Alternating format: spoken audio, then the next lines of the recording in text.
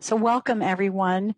My name is Barbara Boone, and I want to welcome you to today's training with Dr. Joyce Epstein and the National Network of Partnership Schools. We are very excited to be kicking off this training with our second group of Ohio districts, and with these sort of, even though it snowed, we have these bright days ahead of us. We have more and more of us getting vaccinated, more and more of us looking forward to a school year that will be much more what we are like to have and are used to. So just want to welcome all of you, and thanks for taking the time this afternoon to be with us here. So as we get started, as I was mentioning, you can rename yourself. There's 3 little dots in blue if you hover over your picture in Zoom, where you can add your district or state support team after your name.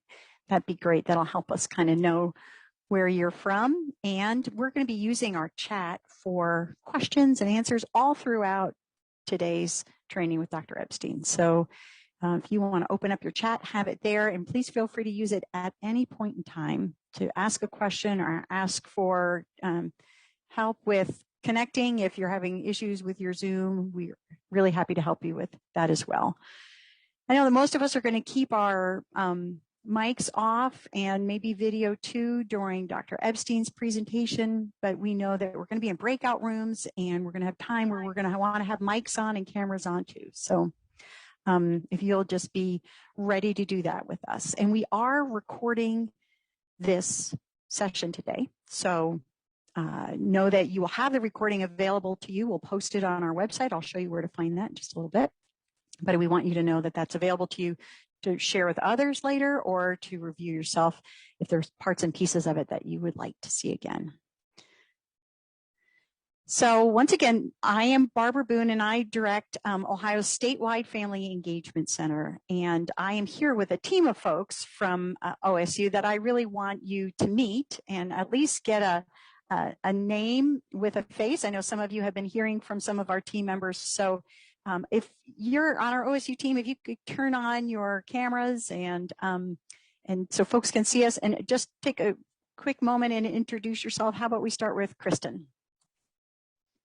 Good afternoon, everyone. I'm so glad to see many of you here that I have had communications with. Again, my name is Kristen McKinnon, and I am the program coordinator for our Family Engagement Center. So should you have any questions or any needs at all, please don't hesitate to reach out to me. Thank you and welcome. Thanks, Kristen. Well, Beth. Good afternoon, everyone. My name is Beth Crawford, and I'm a project manager at the center. And I work very closely with Kristen and Barbara and Meredith to just make sure that we are meeting all of our timelines and milestones for this important implementation of NNPS. So welcome, Cohort 2. Thanks, Beth. Meredith. Hi, everyone. Meredith Wellman here. I'm the project lead at the Statewide Family Engagement Center in Ohio. And for this project, I help make sure that we are really showcasing all that you are doing and documenting the impact really well so that we can tell a great story as you do this project. Thanks, Meredith. And Greg Nagy is with us too. Hello, I'm Greg Nagy. I provide technical support for this project, including keeping the website up to date and editing videos and whatnot. And feel free to private message me in the chat if you have any technical questions. Thank you. Yeah, Greg has named himself tech support, so he's easy to find in the participants list if you need that. So, all right, well, I'm glad that you got to put some names with some faces, or faces with some names. All right, put those things together.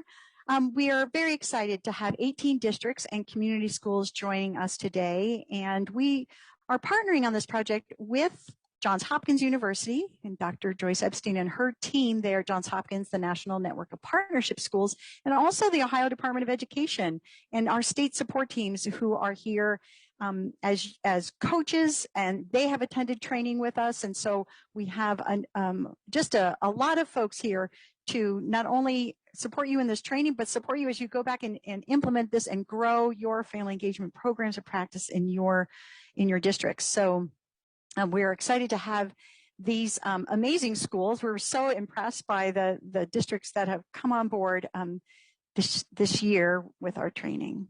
All right.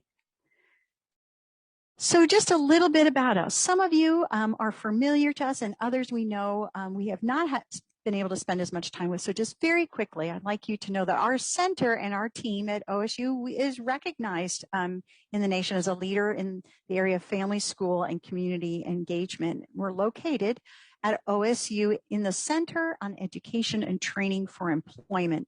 We're in the College of Education and Human Ecology. And what we are in the college is a translational research center. So that means we like to take the discoveries of research and help bring it to classrooms, to bring it to school leaders, to bring it to families and kitchen tables. And so we do that in a number of ways, through training, through developing resources where we take a research and we boil it down to some really doable practices for schools and for families. Our goal is really to bring research to action by providing schools and families and community partners with tools that we can all use so we can work together so that our kids have success in learning and in life. And we know that it takes us all. We realize that not every student has the benefit of this partnership. And that's why we're here today, to bring this work together so that schools that implement this NNPS model, the National Network of Partnership Schools model, and develop strong programs of practices in their schools are able to close gaps and engage more families than they ever have before. Now, just so that you know, we have been working with the Ohio Department of Education and school districts in Ohio for a long time. But most recently, we competed for a federal award, a U.S. Department of Education award, to be one of 11 grantees in the country to be a statewide family engagement center. And so we've got some stars there on the map indicating where some of those other statewide family engagement centers are, who are similar in their work as we are. But also, we're partnering with Dr. Epstein and Johns Hopkins University because of the years of research and that strong evidence that when schools implement this model, there are significant positive impacts for schools, families, and communities. This is an evidence-based approach. When families, schools, and communities work together, it's kind of like mission control. That's why I have a rocket on there. And I don't know if you're like me, but I'm super excited to hear that about rovers that are launching helicopters on Mars. And I'm super impressed by the team of people that made that happen. And we know that it took a lot of different people, right? It took a lot of different roles, mathematicians, physicists, engineers of all kinds, and people who just organized all of that, keeping things on time and working through challenges. And that's a lot like when schools, families, and communities work together to support student learning, well-being, mental health. It takes all of us. It takes schools, families, and communities working together against some very serious challenges.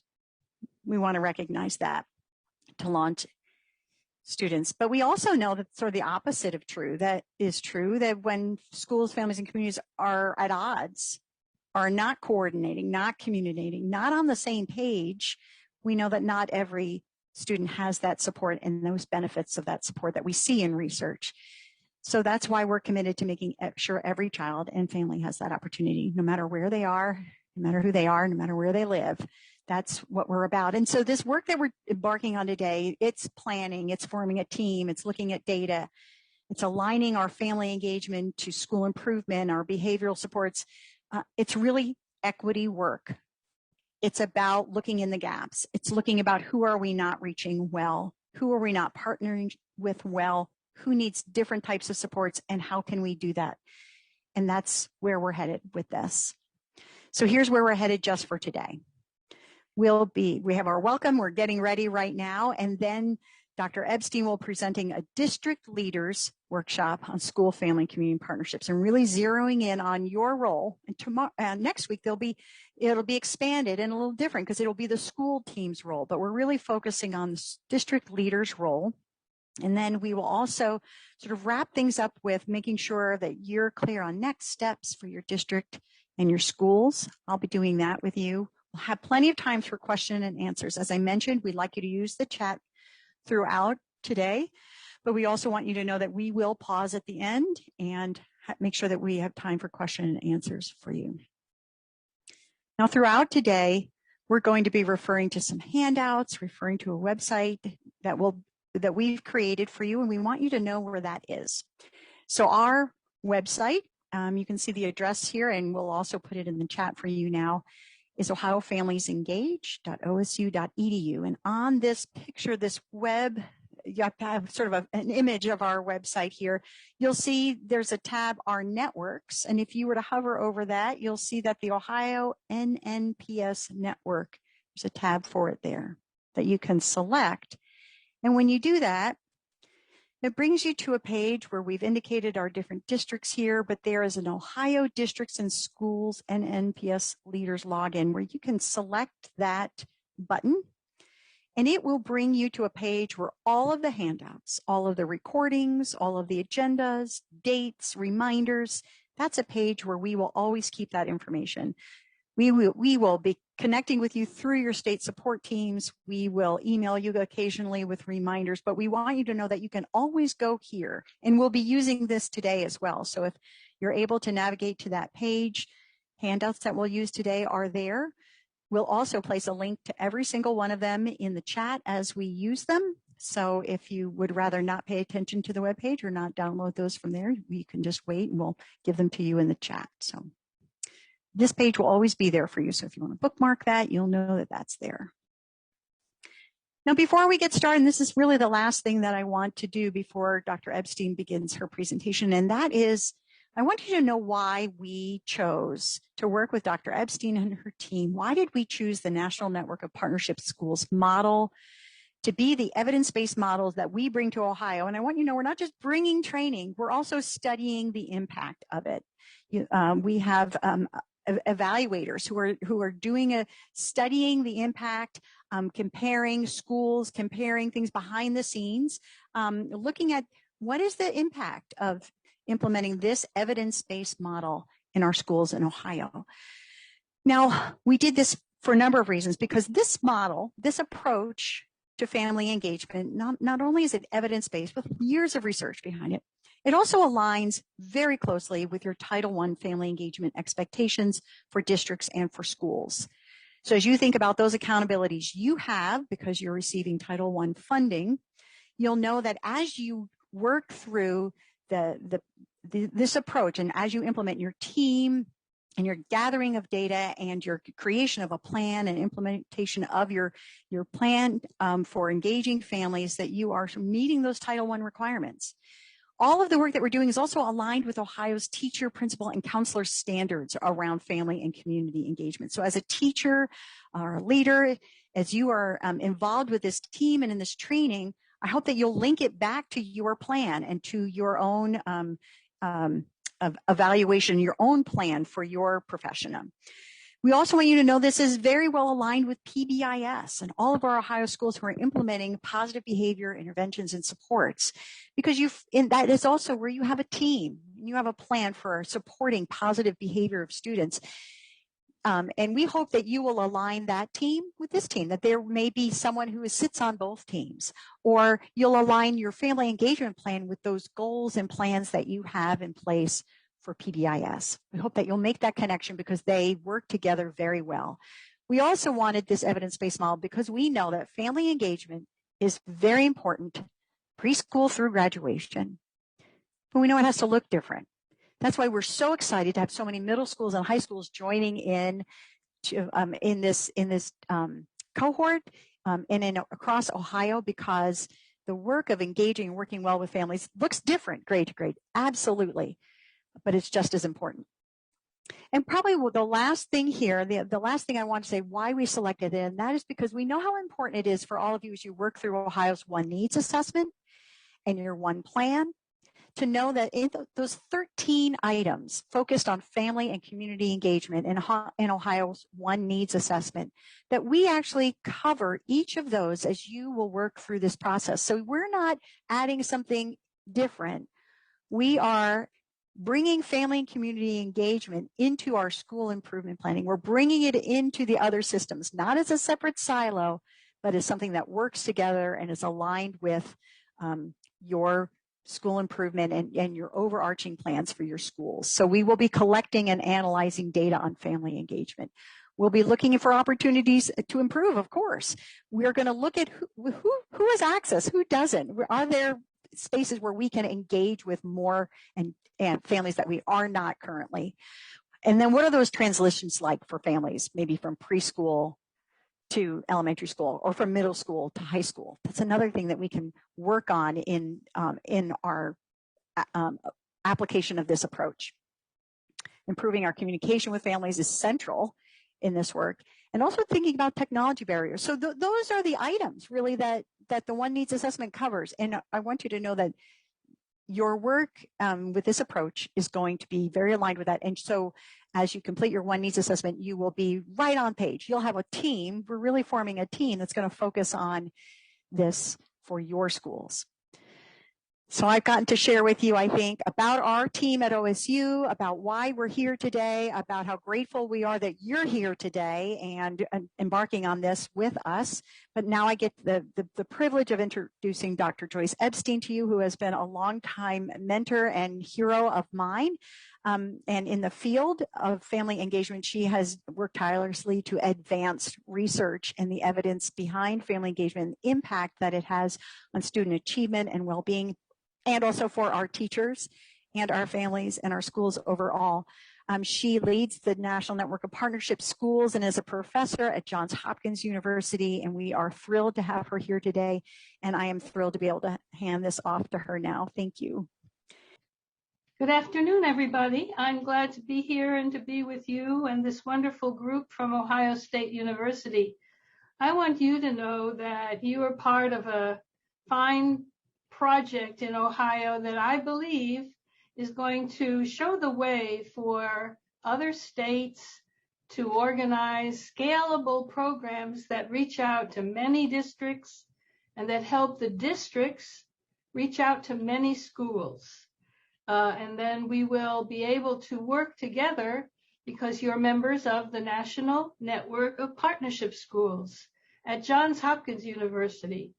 Your group at Ohio State University at the statewide Family Engagement Center has people who are committed strongly to helping you reach all families, to help all students to do their best in school.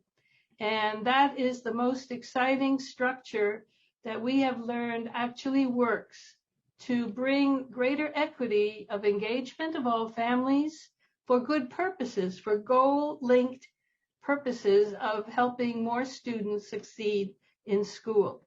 So we're working today with our district level leaders, that's you, in Cohort 2.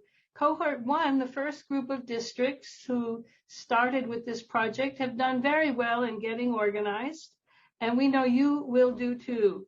So we're going to have a long and a full day this afternoon that will let you learn many things that I hope will help you sort of strategize and fit the new work for this great project into the work you presently do, but also expand it in important ways.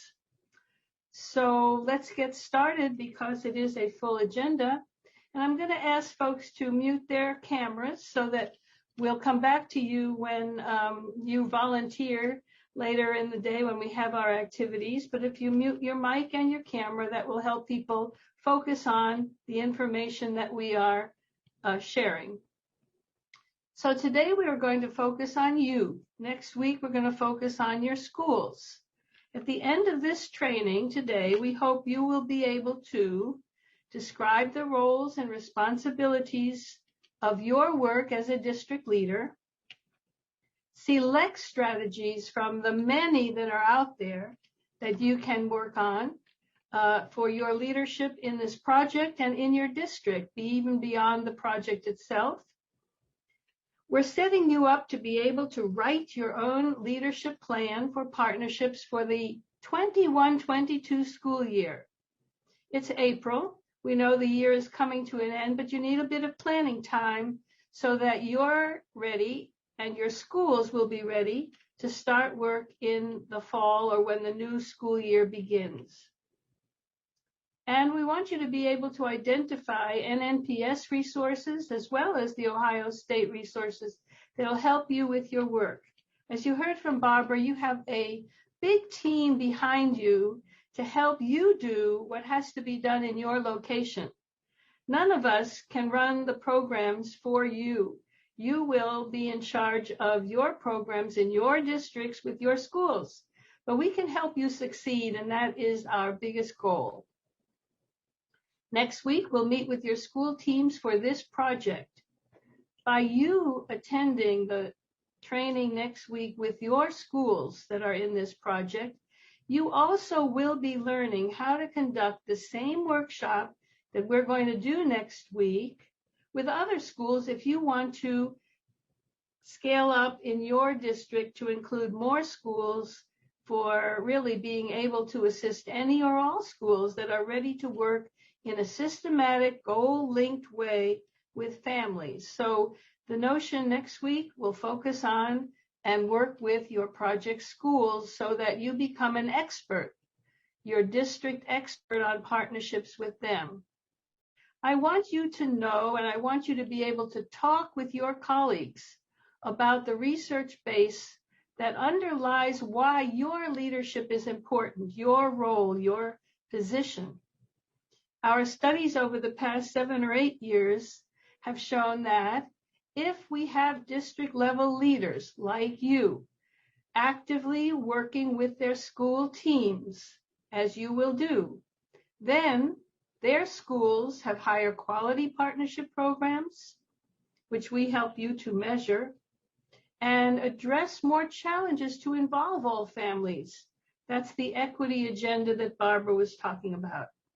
So your leadership is really important for helping schools do more than if you left them on their own for every school to figure out what they're going to do. By having a district level leader, we can help you bring these project schools and really any or all of your schools along in a good systematic way, which really has been missing in many schools on family engagement. We talk about it as if everyone knows what we're talking about, but in terms of having a program that is continually improving, since we're not talking about magic, we need to have some guidance to all schools to help them move along. This afternoon, we have part 1 and part 2 to help you really zero in on your job as a leader for partnerships. Some of this will be easy because you're already doing some things as leaders for partnerships, and other things we're adding to the mix where you will find time to think about which of these roles and responsibilities will be important in your location. Here's a picture of one of our award-winning districts in South Carolina, Richland. Districts and schools that work with NNPS can apply for a partnership award, a national award, after you work on this with us for 2 years or more. Richland has been with us for 3 or 4 years now, and they've been very active in making sure that the district level leader recognizes and celebrates all the schools that have worked with her on improving their school-based partnership programs. When doing a photo for our awards program, our district leader invited all the schools to send someone to show that they're all part of the reason why the district is successful, because the schools are also successful. That's what we hope for all of you, and we hope your photos will appear in some of our professional development work in the future. We all can, so you want to be thinking about how you're going to do that. We know that all of you from your many districts that Barbara listed are attending today, and the other day from Cohort 2 and previously in Cohort 1. We know you all have other hats that you wear, sometimes other titles that you have. That's okay. We work with over 50 or 60 districts across the country. Everyone has different titles and different ways of explaining who they are and why they are a facilitator at the district level of their schools. So we had to sort of define what we consider each of you. And we consider each of you a specialist. You're going to lead the agenda for partnerships in your location.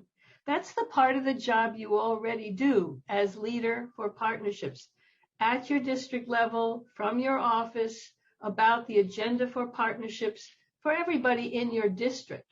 But we're adding today a very important piece, and that is to facilitate your school teams so that they are able to strengthen their programs, to build their own capacity to work with their families of their students to reach the goals that are appropriate and that are part of their own school improvement plans. In this way, we cover two parts of your work, and you'll see that is the theme for the rest of this afternoon, really, but in different ways, we just keep going deeper and deeper into the story so that you feel comfortable and confident about your work.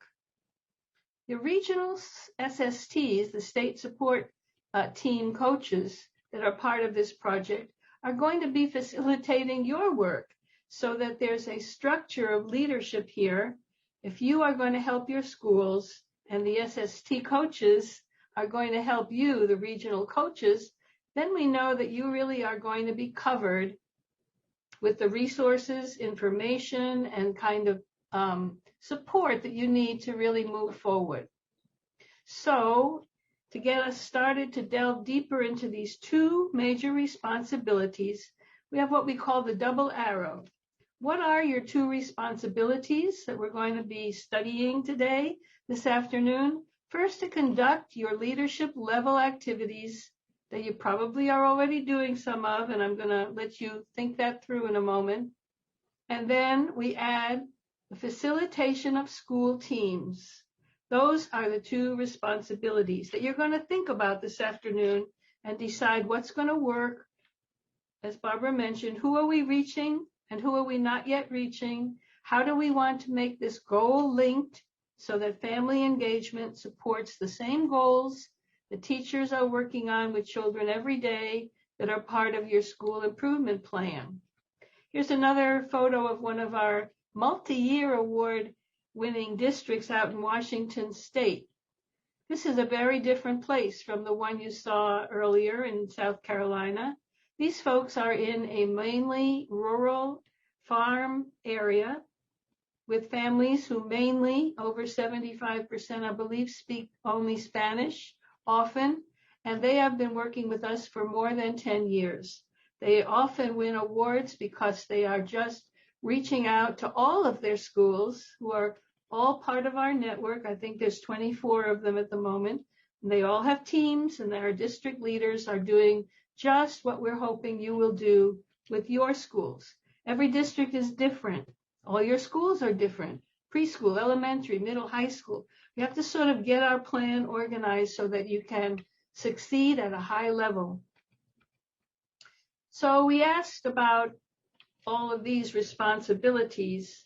Whose responsibility is it? What is a kind of a leadership structure? I call it nested leadership, so that people are working on what they can work on, be successful, and help the folks who are assisted to be successful too.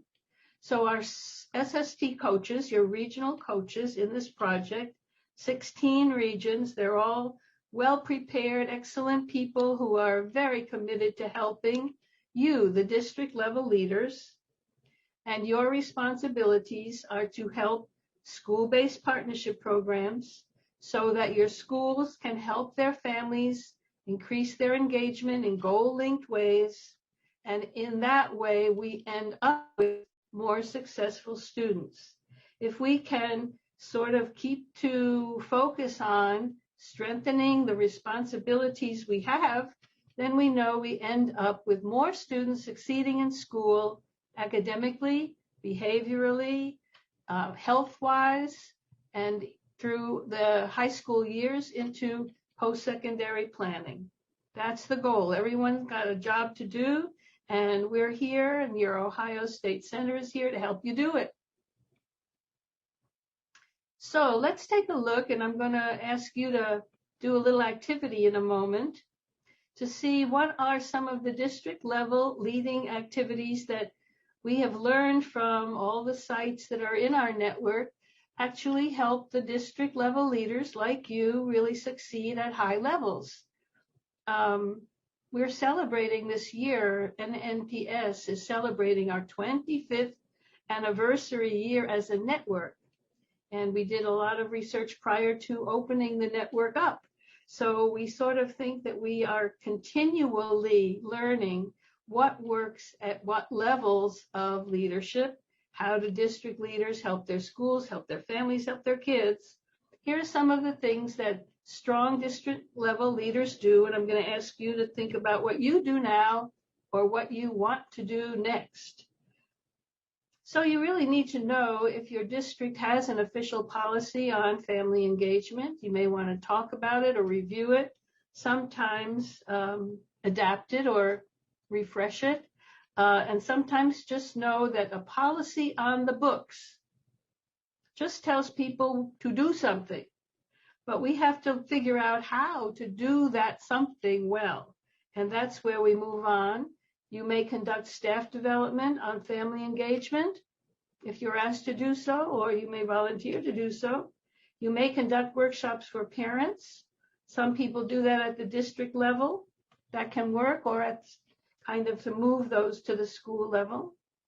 You may be asked to make other presentations to the school board, which is really a very helpful thing to think about, maybe once or twice a year, to the city council, your town council, so they know that your schools are working on family engagement, and to other groups in your community that want to know who you are and what you're doing and why you're doing what you're doing. If you have a website for your district, you want to keep upgrading it and updating it so that you're sharing information that shows your office is really one that is a knowledgeable source of information about good partnerships. Some districts have advisory councils that are only focused on family and community engagement, not on everything in the district. How we organize those and what they can do for your office, for helping people know who you are and what you do, very important. Many districts in our network collect and share best practices, either from their own schools or from across the nation. We have international partners. Some of those have very interesting practices as well. So being an expert for your district means really being knowledgeable about what's going on and being a leader on this agenda of family engagement for student success. And we want you to conduct other leadership activities. And you'll be able to share some of those in a moment. In addition, remember the bottom part of the arrow. We want you to be able to facilitate your school teams. As we mentioned, next week you will learn how to conduct the one-day training using our materials if you wish. And you're a member of the network. All of you have joined NNPS, which means we can provide you with materials at any time. You just have to ask or use the available resources on our website. We want you to think about how you are going to make monthly or weekly contact with school teams. They need to know you are there and you care about what they're doing and how they can do better and better from year to year. Again, we want to acknowledge we're not talking about magic pills that we just name family engagement and poof, it happens, but rather that things work out because of the way you are leading in a kind of a helpful and supportive way. If you have your 2 schools in this project or more schools in your district that join your district network on partnerships, when you hold quarterly cluster meetings, your team chairs can talk with each other, share best practices, identify challenges, solve those challenges, talk together. It's how people really learn from each other. We want you as a leader for partnerships for your district to have an annual meeting with each principal, often with the chair of the action team, so that the principal is clear about how you from the district are actually there to help his or her school, and that they, the principal, are part of the team anyway, but sometimes they really don't quite get the district connection. Often district leaders really haven't been clear about how they can be helpful to the school and help the principal and all of the teachers reach the goals that are set for student success. We want you to think about convening an end of year or mid-year celebration so that your teams, your ATPs, action teams for partnership, share their best practices, discuss challenges, and can steal ideas from each other to write their next year's plans. Again, no magic, it's incremental improvement work. And to guide your teams to evaluate their programs and progress, Barbara mentioned that the Ohio statewide Family Engagement Center will be doing some evaluations for the work they're doing for their grant, but also NNPS will be helping you at the end of each school year to help your schools evaluate progress, because that is kind of an aspirational way to improve the next year's plans. And you may learn and figure out or design or kind of build your own ways of helping your schools as you proceed with this work. So we talked about the two basic responsibilities that you have as district level leader for partnerships in this wonderful project with the Ohio statewide Family Engagement Center. Kristen is going to send you to your Zoom room in a moment. And in the section of their website that Barbara pointed out, or from the chat box that Meredith is going to upgrade, we're going to ask you to think about these two basic major responsibilities. Think about the lists you just looked at with me, and we call it 1A and 1B. I want you to think about which activities on that list you do right now. You're going to mark those with a check. Which activity on the list, A or B, you want to do or might like to do, and put a question mark next to those. And then what other activities do you conduct, not on my list, but because you are leaders for partnership, that you would add to 1A or 1B? If you have time before we bring you zooming back to the main room, you might discuss which activities on 1A or 1B you want to improve in the next school year as your Ohio Statewide Family Engagement Center project proceeds. Kristen is going to give you 15 minutes for this activity. You're going to be zoomed into your rooms now, and when you come back, we'll be looking for some volunteers who are going to share a couple of the reflections that you have as you do these activities. So, Kristen, you may take them away. Okay, I have gone ahead and set up 4 different Zoom rooms. I've placed at least 2 districts in each room. I have labeled them with the appropriate district names. Since many of you are from different districts today, you can go ahead and find the name that pertains to your location and choose that room. Again, we'll try to have 15 minutes. You'll get a 60-second countdown timer when it's getting close to the end. And I am going to go ahead and open those rooms. You'll be able to choose them, I believe, down at, I'm not sure if it pops up in a window or if you get it down at the bottom where it says breakout rooms. But if you have any technical issues, just let us know. Okay, here we go. Okay, I think, are we all back? Yes. Kristen? So I hope that this sort of just reinforced for you the very, very basic options for your leadership at your district level. We're going to be building out on these basics to some more maybe exciting kinds of activities and how to think about your responsibilities. Let's see if we have a couple of brave volunteers from the different breakout rooms, breakout room 1, 2, 3, and 4, whose group or whose partner had an interesting reflection on 1A. What do you do now, or what would you like to do next in the area of district level leadership work? What did you talk about? What was your idea?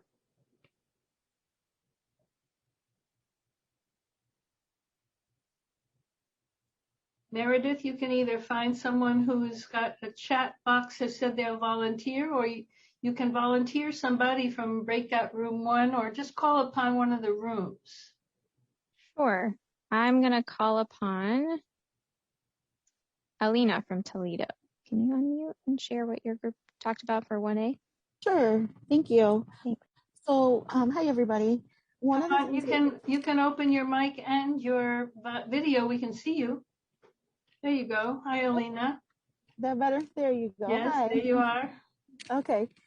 So, one of the things we talked about is how reviewing and discussing official policy on family involvement, how most of us have reviewed it, but we wanted it to be an ongoing thing so that we refer back to it and make sure we're actually working towards what our goals are. Some other things we said is we are already conducting workshops for parents on all different topics, and updating partner information on the website. And something that we would like to do moving forward is make other presentations on partnerships. Very good, Alina. Thank you. Welcome.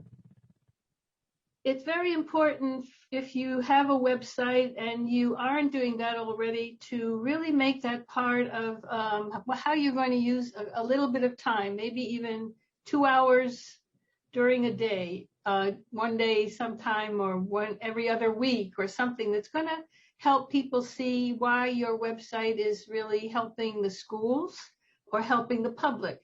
And there are a lot of ideas of how to draw from the knowledge you gain on what you're going to put on the website. I have 2 categories of websites for districts, states, and some schools. There's a good category of a usable, friendly website, and then there's a headache-producing website. And we don't want your website on partnerships to be headache-producing. So we'll have to think that one through with you. Another thing that Alina mentioned is workshops for parents. One of the things we've learned is that if district leaders run workshops for parents at their district office, they don't get as many parents attending as if the district leaders help each school conduct its workshop series for its own parents, where they get more parents to attend. And one of the challenges you'll see next week is that we set a challenge for schools, and it applies to districts too, to figure out how you're going to get information from workshops or meetings to parents or family partners who cannot attend. There's always some who would like that information but cannot attend. And so a challenge that we like to work on is, how will you get information from the workshops to those who cannot come?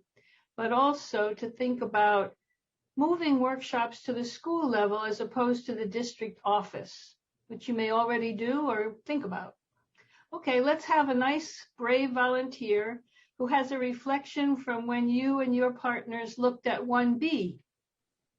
I'll volunteer. Good. Hi, guys. Thank you for having me. Where you're from. It's a pleasure to be here. My name is Ryan O'Donnell, and I am our family and community liaison over here at Latonia Schools. Okay. And we're actually in the process of holding a family and community festival. It's actually coming up here in 2 days. We're going to have all members of Latonia School. We're going to also have Columbiana County residents as well. We have 27 confirmed agencies throughout our county, ranging from mental health, some summer activities for kids, job training opportunities, different things for kids to stay busy in the summer, and we're going to have everybody here. They're each going to have a table. They're going to bring, gifts, handouts, flyers for the community, and we're going to make it very fun and engaging, for the families as well. We have some food trucks that are going to be available. We're having the fire department come here, and we just want to spread the word to our families just about all the help that's available out there, because we really felt that, there's so much help out there, but not a lot of these people know it's out there. So we really thought that would be a wonderful opportunity to do that, and we're going to be hosting that in 2 days from now. That is very exciting, Ryan, and very appropriate. District leaders who really bring their whole community together with community resources that are going to serve the children, serve the families, and many even will serve your schools very well. Absolutely. It's a wonderful activity. And so we're going to look to you, Ryan. You're going to write that up for our Promising Practices book after you conduct it next week. Okay. You'll get an invitation to do that in the e-briefs that NNPS sends out to you, and you'll get a couple of reminders. So we want to see how that all went. It's a very good idea. All right. And I like the community groups that you mentioned. Thank you. I appreciate that. Very good. So folks, we're going to build on 1A and 1B in the rest of this morning. And I thank the volunteers. We're going to ask for volunteers after each activity, so please be ready to do that. And if you would now mute your mic and close your video, we can move on to the next part of this first part 1 activity. So I want to share with you what NNPS expects of leaders for partnerships. Over the years, we've learned that one facilitator, that's you, can work with up to 30 school teams. Now, for this project, you're working with 2 or 3 schools, so this is a piece of cake. But if you begin to grow your own district level network and scale up to other schools in your district, many of you don't even have 30 schools, so you will fit very easily into this sort of pattern. A part-time facilitator who works with other things or has other responsibilities can work a proportional amount of time. So if you had 15 schools, we would expect half time being worked on partnership program development. If you had 5 schools, it's 1/6 of time. So you can see that this is not a burdensome task depending on what your job description says. But if you're a full-time family engagement coordinator, facilitator, director, or whatever, you have many, many things that can be done to grow a strong program at the district level and in all schools. We want you, and you will be guided at the end of today, to write your own leadership plan for partnerships. How will you be spending the time that is devoted to your leadership of your schools? You have a budget. All of you are paid professionals. That's a good thing. And sometimes if you do a really good job, you can request more funding as time goes by each year. The more your leaders know what you are doing, the more likely they are to fund your work.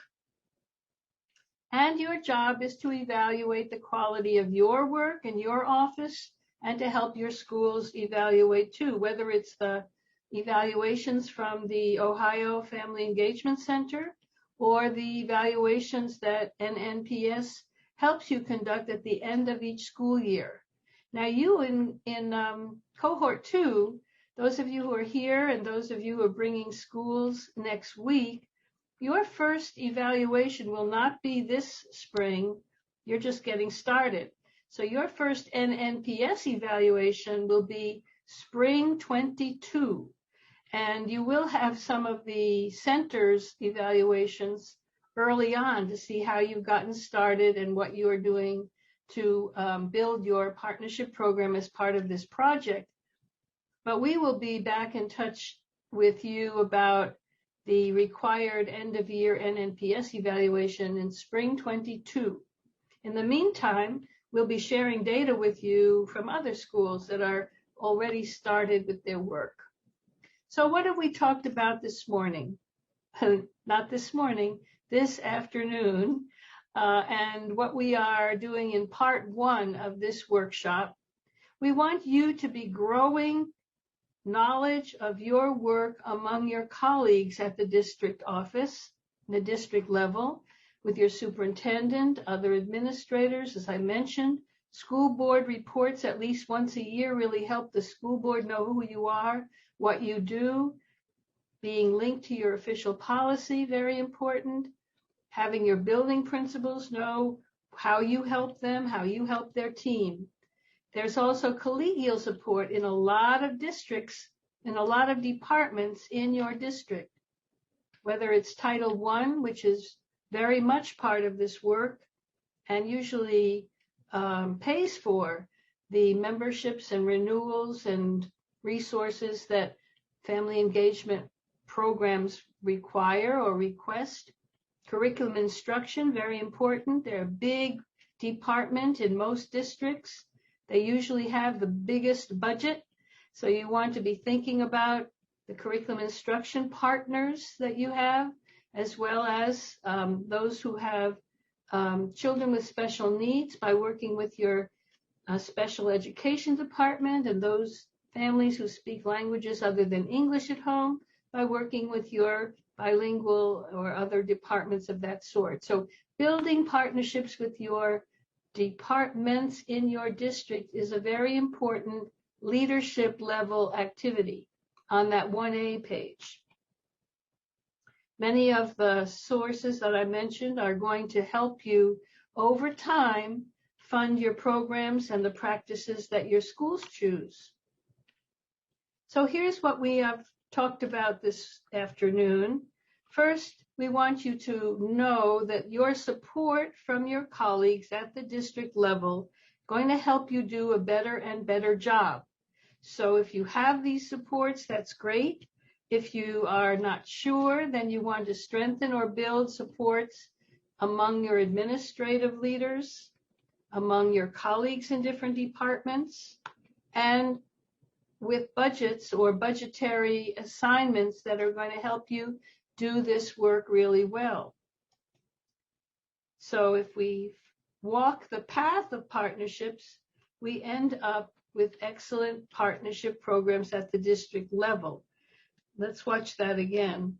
So if we walk the path, you know, we have very limited technological talent here. So we want to show you you can walk the path and that you can end up over time, always growing an excellent partnership program. So you've done very well this first part 1. You've worked hard in your Zoom room groups. We've talked about the basics, the very basic 2 responsibilities of doing work at the district level leadership kind of work on partnerships, and the facilitation of school teams. We're going to build on that in part 2, but we've given you a 10-minute break to stretch and to get a drink of water, a cup of coffee, and come back in 10 minutes, which according to my watch is about 2:20. So we're right on time, and we're going to have time to work through part 2 with you of this district level workshop. 10 minutes, folks. Come back at 2:20. See you then.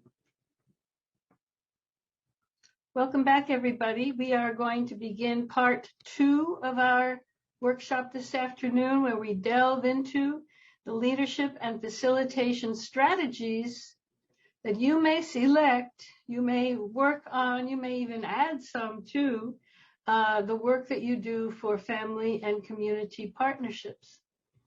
Here's a photo of another one of our award winners. This group is from Ireland, and they've adopted the NNPS approach and also adapted it to place. They're a very happy group. You'll know that in all the photos of award winners, they're all happy, which means they're aware that family and community partnerships actually add life and happiness, joy to school programs.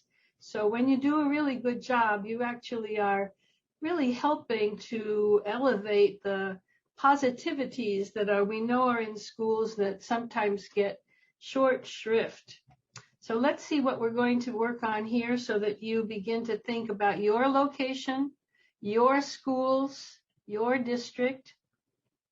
The leadership and facilitation strategies that you're going to choose from cover 6 areas that we've learned from our award-winning sites and from other district partners really make for progress on partnership program development. Good leaders like you work at how they're going to make their plans, write their leadership plans, as you are going to do, to cover these strategies in however works for you. This is not a little canned program that you open it up and here's what everyone must do in the same way, in the same time. That's not how you build a partnership program. But rather, by picking strategies from these categories that work for you, you will build the quality of your leadership on partnerships. First, we want you to think about how you create awareness of your job, your office, the work you do, how you help your schools, how you link with NNPS and the Ohio Statewide Family Engagement Center, how you use your website to create awareness that you're using research-based approaches, evidence-based practice to build a partnership program that is sustainable, that is always improving, and that even though we may not be perfect the first time we do something, we will learn from what we do and create a better partnership program the next school year or in the next month or however you're going to continually grow your program. So we have create awareness as one key strategy. How do you do that now? How do you want to do it in the future? You're going to have some options in a short time, a moment or two, to tell us what you do and to figure out what really is going to work for you. Second, we want you to think how your partnership program aligns that program with your district's policy. We mentioned that you want to know what your district's policy is, whether you call them priorities. Some districts call their kind of goals pillars, and some, like our partners in Richland that you saw the photo of along that great big horizontal picture, have added the work on district level leadership with school teams on partnerships, improving every year to their strategic plan, 4 or 5 year strategic plan. That's a very good way to make sure what you want to do actually happens. So aligning program with policy says we want to go from words on a page or written policies on the books to actual practice, to actual implementation of the programs that you're thinking about doing in your district, so that the family and community engagement activities are linked to specific school goals in your school's improvement plans and your district's policy statements. Third, we want you to guide learning and program development. It's fine to say, well, here we are, we're creating awareness, we think this is important. Or yes, this is on the books and we're going to build our program to reflect the policies that we're expected to implement. But unless you actually put in place the programs that will make that happen, it's still just talk. So guiding learning and program development starts with the one-day team training, so your schools know what you're going to expect of them, and what we've learned in research actually helps schools have a strong, equitable, excellent program. By attending next week's training for your school teams, you will be able to conduct that same one-day workshop, either as a kind of refresher, if your teams have new people or someone forgets what they really are needing to do, or if you begin to grow your program so that you include additional schools in addition to the project schools. Fourth, we want you to share knowledge.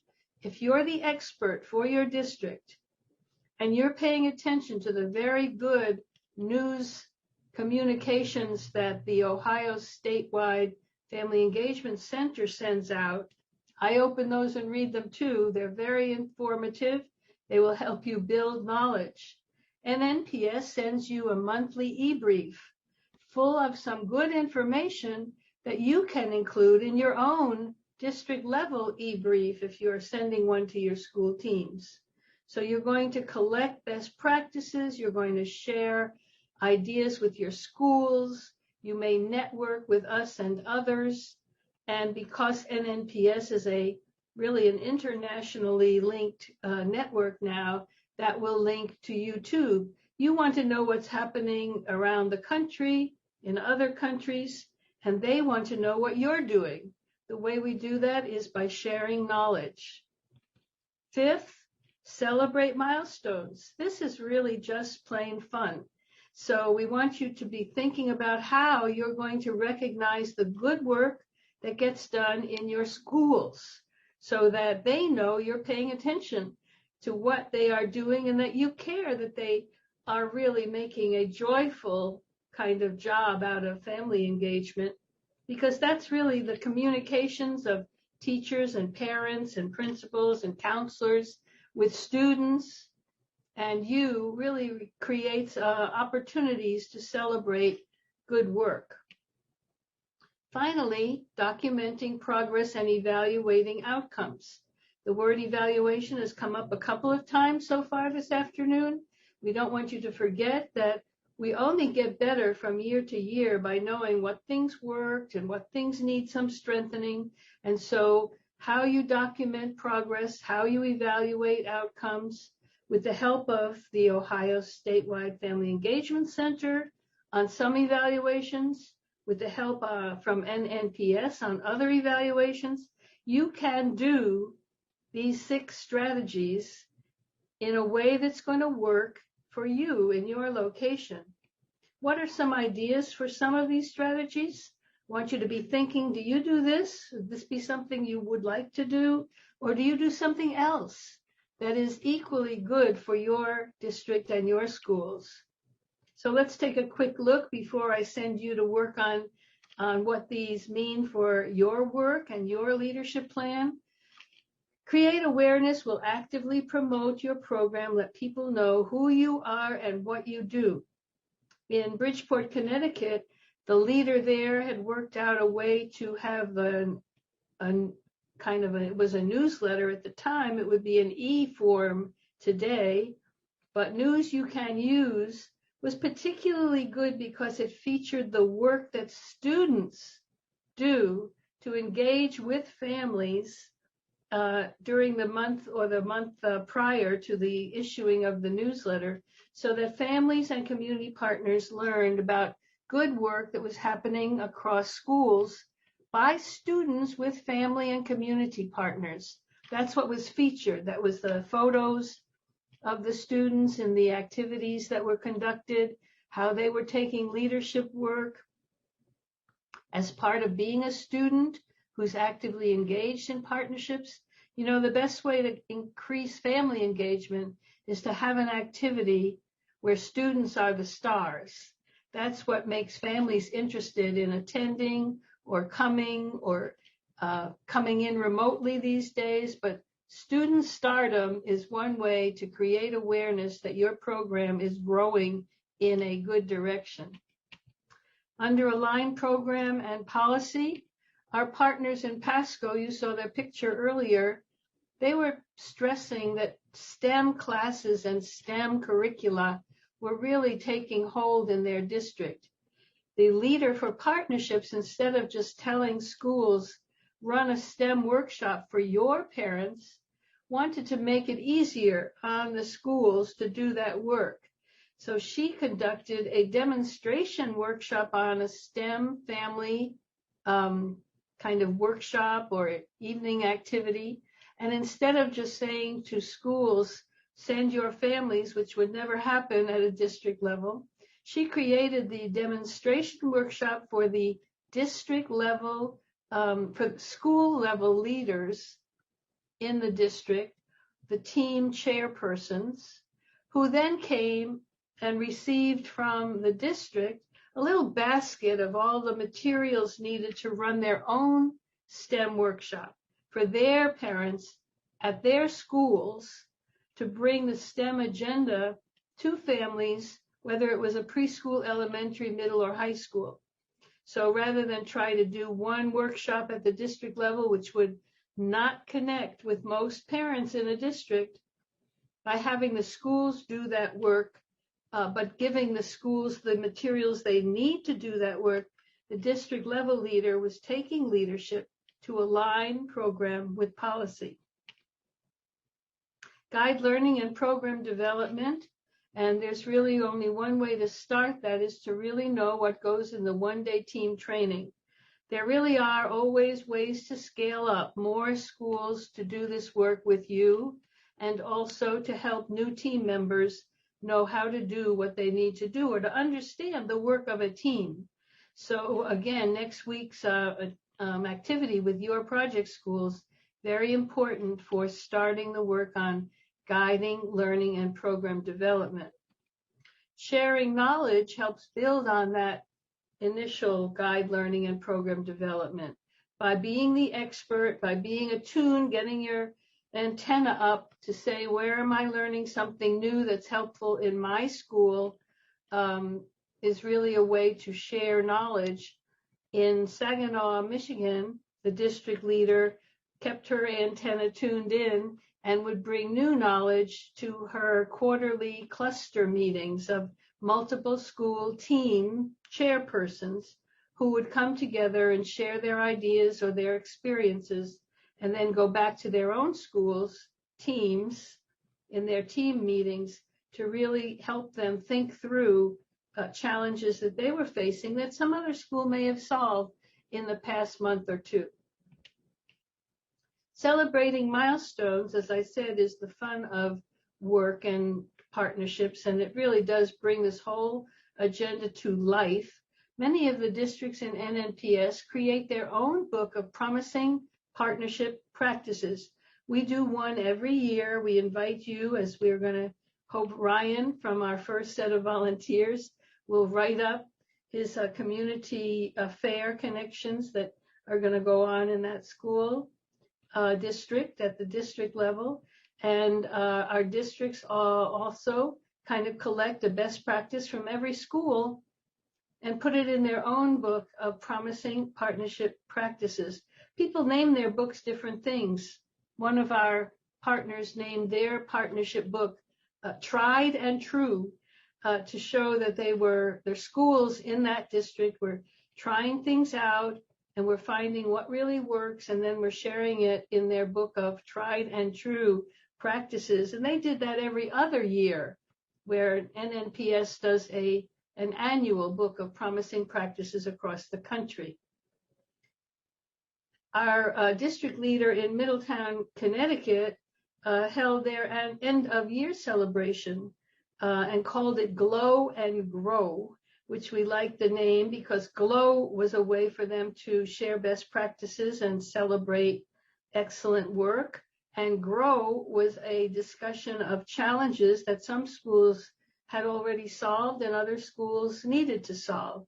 So your Family Engagement Center is going to conduct an end of year celebration this year and demonstrate a kind of way of sharing best practices and solving good challenges that need to be addressed to increase the engagement of all families, not just a few.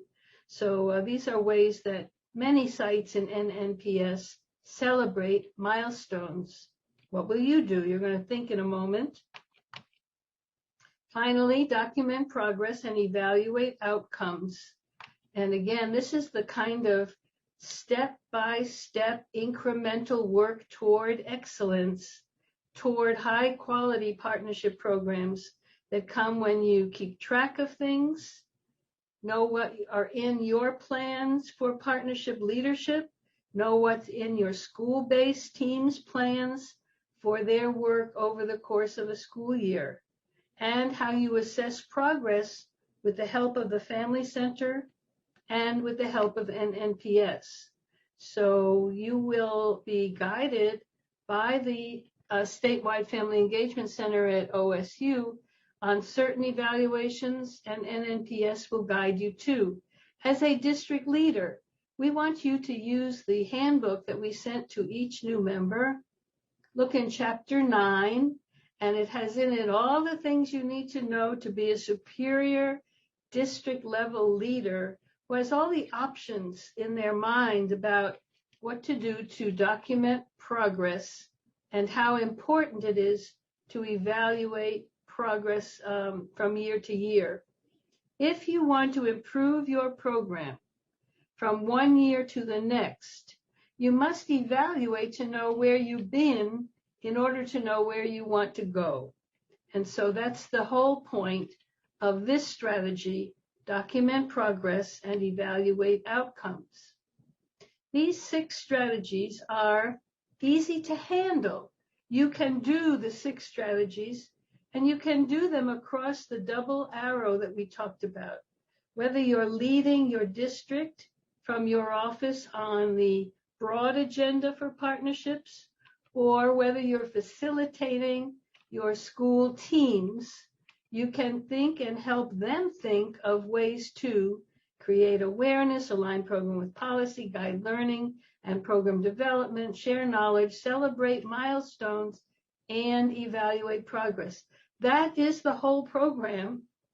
Can't do it all at once, but you can get started. So we're going to get started this very afternoon, and we're going to explore what you consider a good leadership plan using and playing a little bit with these 6 strategies.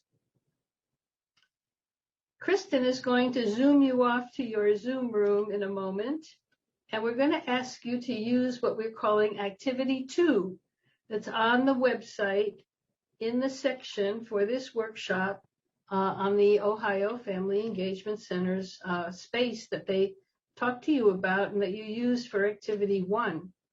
Or you can go to the chat room, and Meredith is going to put the link to Activity 2 right there for you. The first thing I want you to do is select a recorder this time for your Zoom Rooms group. So you have one person who's going to take notes. I want you to consider your own district and your schools in the Ohio project and hear what the others in your room are doing in their district and their schools. Activity 2 is a partial lead and succeed inventory from NNPS. We're calling this the most essential list of activities that you might want to do in the 21-22 school year. You cannot do them all. Take a look at that red underlined sentence. So there are about 25 or 26 activities on Activity 2 that could help you strengthen your program at the district level and in your schools. But you cannot do them all. We're all human and we have a limited amount of time and energy.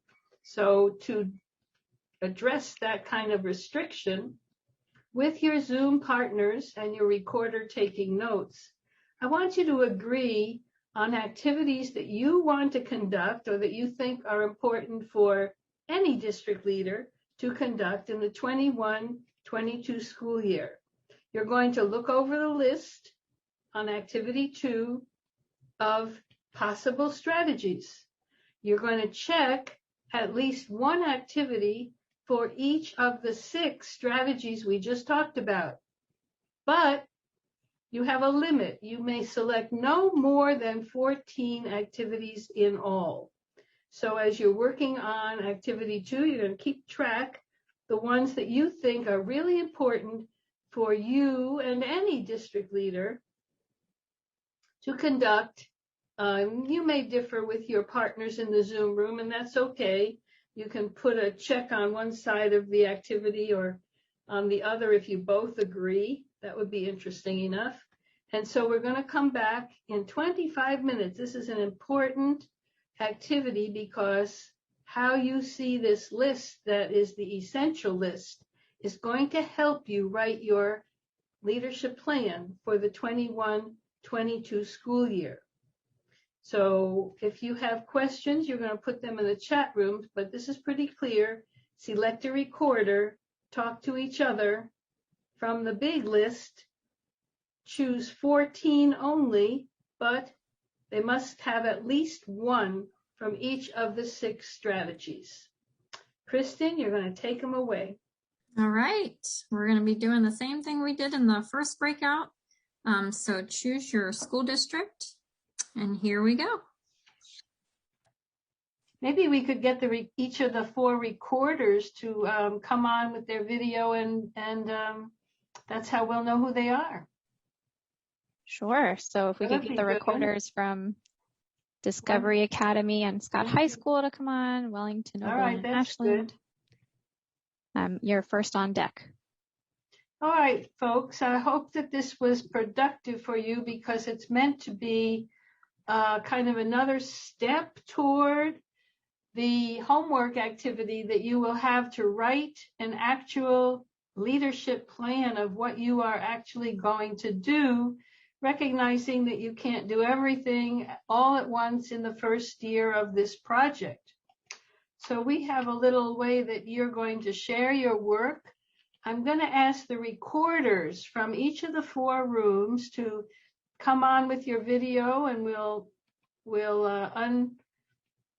unmute your mic in a moment. And what I would like you to do is we're going to ask the recorders to share one of the ways from activity 2 that your group thought was really important, and to tell us why, out of the several things that were on the page of essential lists of things, why did your group, both, maybe it would be that hopefully both schools or all the schools in your Zoom room agreed on this particular one, even if you had some other choices that you really didn't agree on. You're not doing the same work, so it doesn't have to be you're in complete agreement with the group in your Zoom room. But we're looking for some examples of what you all thought in your Zoom room was really important, that you really both would like to do. So Zoom room 1, that was who, Meredith? That is Discovery Academy and Scott High School. Discovery Academy. And who is the recorder for Discovery Academy and Scott High School? I was. This is Tammy Cruz from the state support team. And we had a unique experience in that we have Discovery Academy is a charter school, and Alina Rodriguez is here from Toledo Public Schools, which is a very, very large school district. Yes, yes. And so, but even with the differences between the schools, we were able to come up with some similarities as far as agreement on a couple of the strategies. So what did you think for create awareness? That one was a little different as far as we had a couple different ones, but making sure that everyone knows about NNPS and the ATPs was really important for both schools in different ways. And why did you think, what did activity 2 say about that? What was the language? I kind of combined 2 of them. So conduct awareness sessions for school principals was the goal for Toledo, and then announcing the district's partnership program on the district website and meeting with important people. The number 4 was for Discovery, but I think the idea is just making sure it's to create that awareness and communicate with all the stakeholders. All right, that's very good and very important. So Tammy and her group combined some things, and that's okay. Often some of these listings on this activity 2 actually either do combine or uncombine things, so that however you want to use this as a resource is really helpful. And I think that your attention to the web is particularly important, because that seems to be what people are doing right now. Mm-hmm. So let's see, in your same Zoom room, the same one, Tammy, what did you and your partners in that same room agree was really important for Align program and policy? Write a leadership plan for partnerships that includes district level actions and direct facilitation of school ATPs. All right. If you didn't check that one, erase something else and go back and check that one. Because that one is what we're going to be while we're leading up to that with this activity. So you need to have the same way that next week you will see that we ask the schools. They actually will write a plan before they leave the workshop. The plan is so important that having something written down that says, even if you change it, that says that you're going to plan to do some good work, changes this whole topic from being unplanned and accidental to being something that is very planful. So absolutely, very good. And I'm sure that you had a couple of others as you added things up to 14. Let's move on to Zoom room number 2. Who is that, Meredith? That is Wellington, Oberlin, and Ashland districts. And who's the recorder for that group? I can go, but I wondered if Janet wanted to speak to it first. I want to give her the opportunity because we didn't actually assign her. Well, you can both do it. You can chime in on one, and there's another one coming up, so she can do that one. So what did you and your partners in that room think about guiding, learning, and program development? What was important? I thought the first two were super important. And they were? They were to assist schools with the preliminary steps to begin a partnership program and arrange the ATP and then conduct a one-day training. All right, definite, very important. And hopefully all of you who are here today have done what Heidi mentioned about getting ready for next week's workshop by identifying who are the members of the team who will be attending.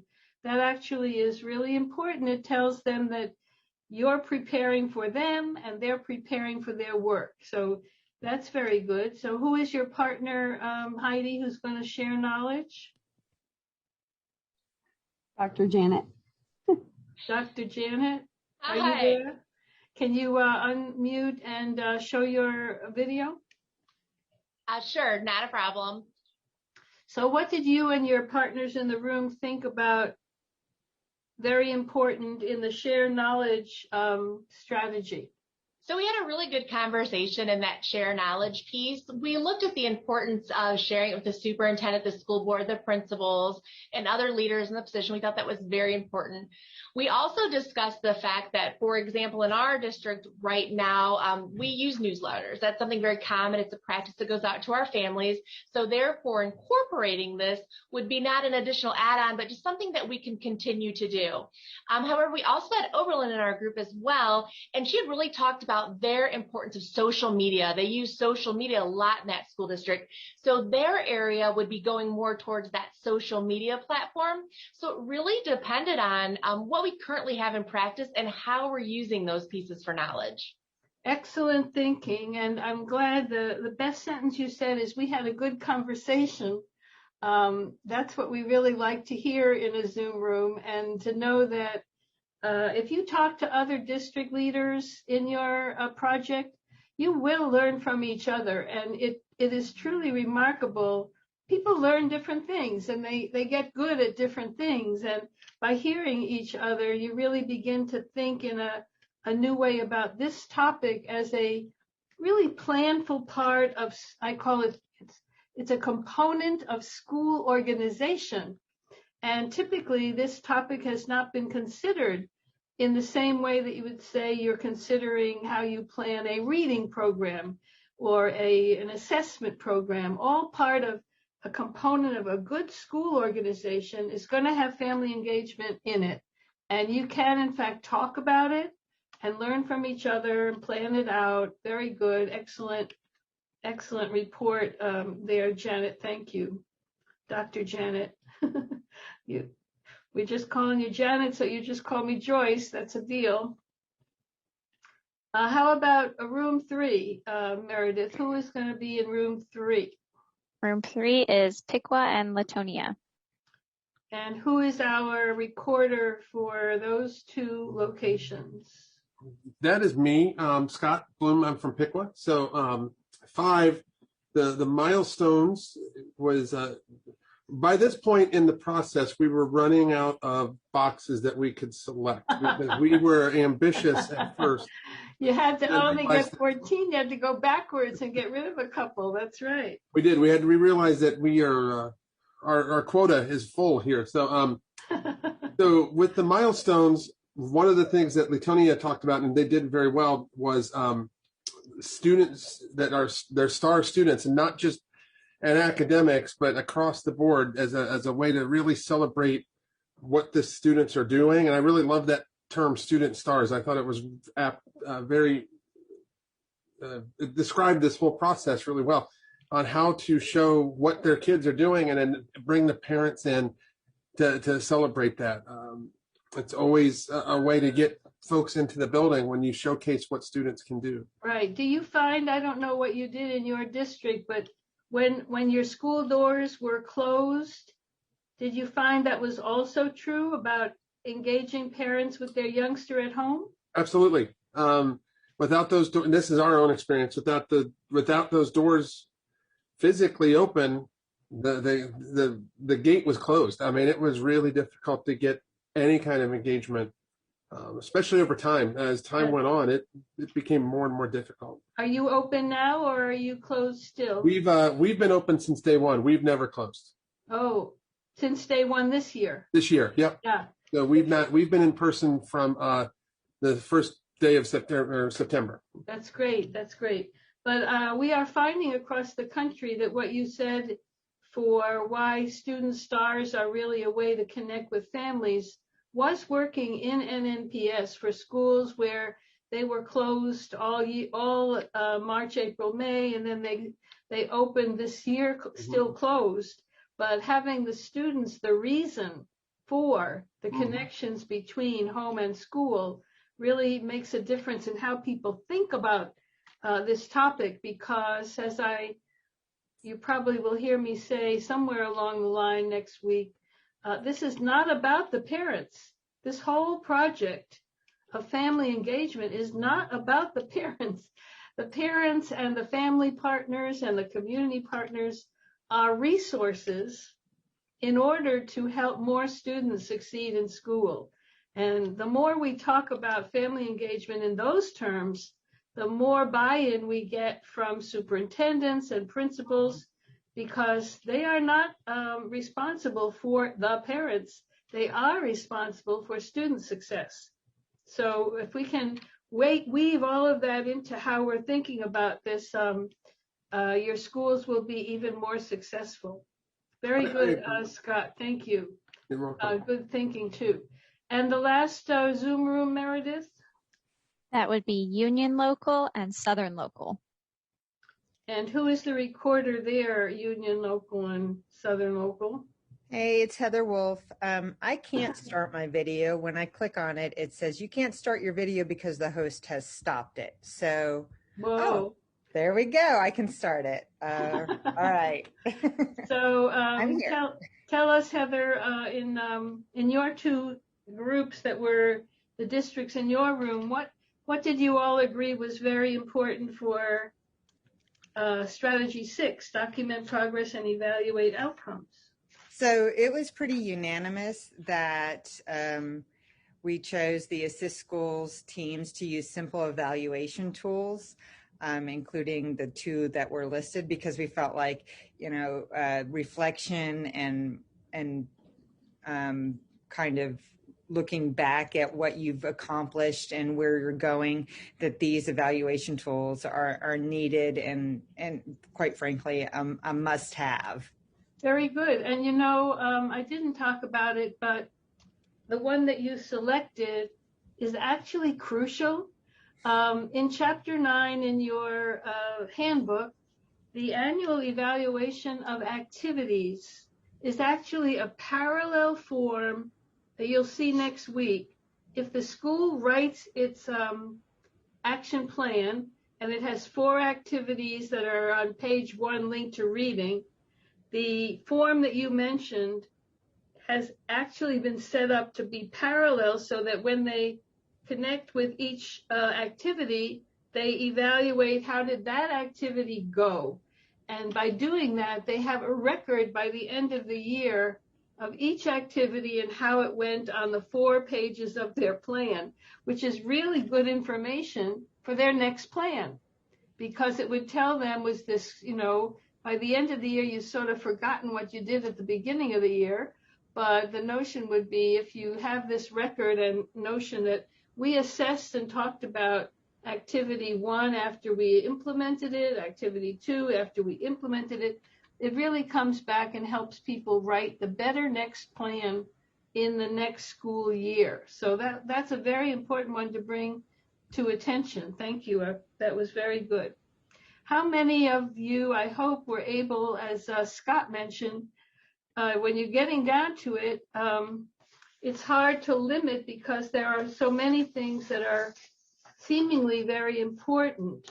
This list that you saw, the essential list, is actually from our handbook, but in the handbook, it's called the Whole Lead and Succeed Inventory, and it has almost 50 possible leadership activities from the sites in our network across the country who chose to do different things to strengthen their work.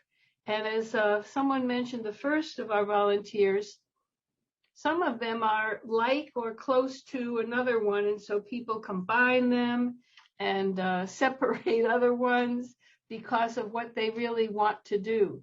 But you certainly cannot do 50 activities in the course of a year. And as you could see, if you did 14 of them, you would be a busy leader. But you would be a good leader because some of them are pretty easy. And as someone else mentioned, you already do some of them that was linking back, way back at the start of today's workshop, linking back to 1A, that you already do these things, or 1B, you already do these things. So it's not quite so hard. If you're already, for example, linking to your IT group and adding to your partnership website, then continuing that is not a big deal. So as districts work with NNPS over time, some of them for up to now 23 years, you'd think they would be done, but they keep having new superintendents and new principals, and they like the connection nationally across districts and across schools. So they just stick with the network to be a good resource and to have an opening to share their best work because they're proud of it. But the notion is that there's always something more to learn, and there's always a way to learn from someone else. And if we can keep that in mind, we will have a wonderful cohort 2 in the Ohio project, which I'm pretty sure of, given what I just heard you say. So to finish up part 2 this afternoon, this is your homework, really, and Barbara is going to give you some more information about this in a little while. But you will draft your own leadership plan for partnerships. We have a template for you to do that. You can use the activity you just finished or any of the slides today for the 2 pages of this plan. The 2 pages are, of course, expandable, but page 1 is about activity 1A, your leadership level activities, some of which you just pointed out in the activity we just completed. And page 2 is how you're going to facilitate your school teams. And you can start that page by recognizing the one-day team training that you will be part of next week, but you can add more. So you can use to complete this homework that you will have and that Barbara will share some deadlines for you with in a little while. Activity 1A and B will give you some ideas. The Zoom Room Essential List that we just completed will give you some ideas. If you're really hard-pressed, you can look in the handbook in Chapter 7 for the whole Lead and Succeed inventory of almost 50 ideas. The 50 ideas include the 24 or 5 that you just looked at, plus more. And I had pulled out the essential list so that you can start to think about the ones that, as your volunteer reporters mentioned, we all agreed this was important. So I'm glad that that worked out that way. There's another resource on the Ohio Family Engagement Center website in the resource section for this workshop called What Do Facilitators Do? And that's another kind of short list of maybe 9 essentials that probably are also on the list that we just used for this activity. Here's how your homework pages will look. Page 1 will identify your leadership level activities for your district, from your office, things you do to put the partnership agenda on everyone's list and to help people know what you do as a leader, what your office does, and why you deserve their interest, their respect, and hopefully their money, their budget, so that you get the support you need to help all your schools.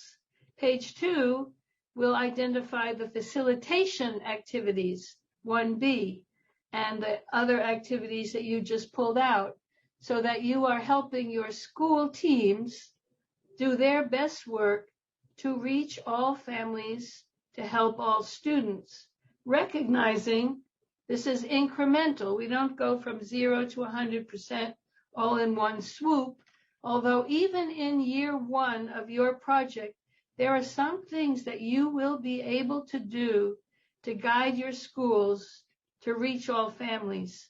That is possible.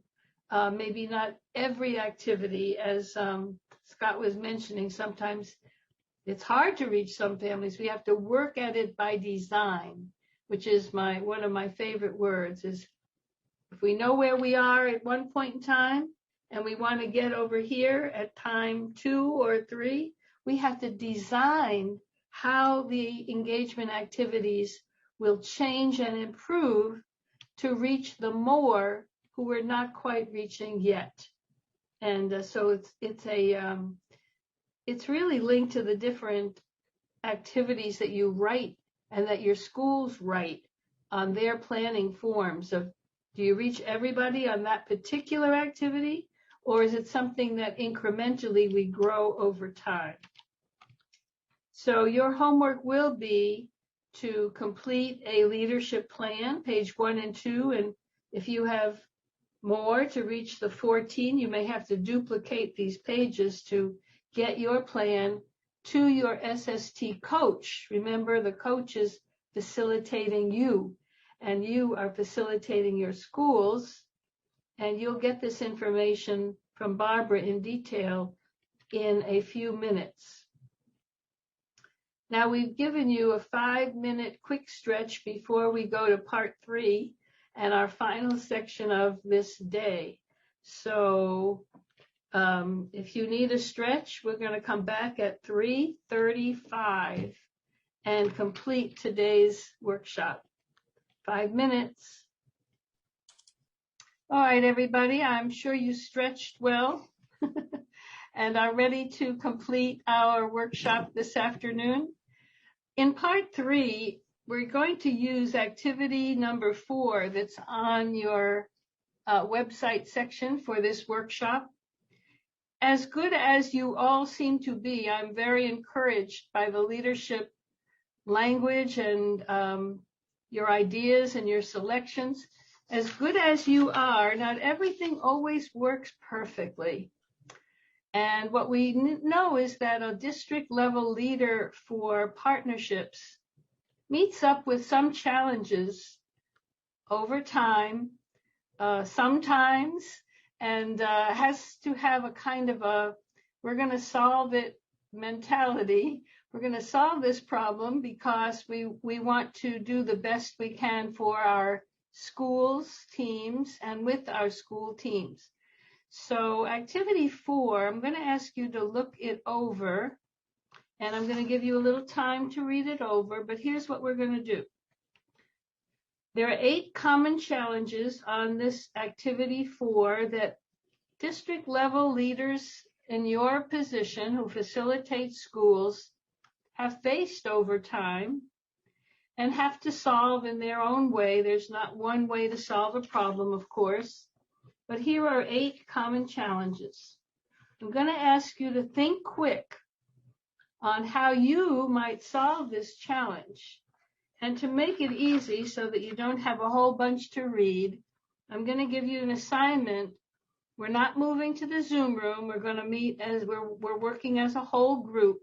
But the people who were in Zoom room 1 for the last activity, please look over challenge 1 and challenge 2 on this activity number 4. And then I'm going to ask Discovery and Scott, just so. Okay, Discovery and Scott. And I'm going to ask somebody from that room who's looked over these 2 challenges to tell us what you think you would do to solve a challenge. And we're going to hope for one brave soul from room 1 to pick one of those, either challenge 1 or 2, and think quick and tell us what you do think would be a fair, possible solution.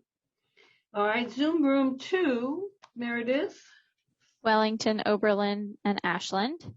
Wellington, Oberlin, and Ashland. I'm going to ask you to look over challenge 3 and 4, and somebody there is going to be brave and tell us what they thought might be a solution to 3 or 4. Zoom room 3, Meredith. Piqua and Latonia. Piqua and Latonia, they were very good volunteers before.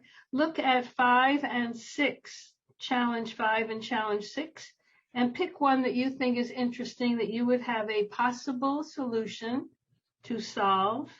And then the last room 4. Union Local and Southern Local.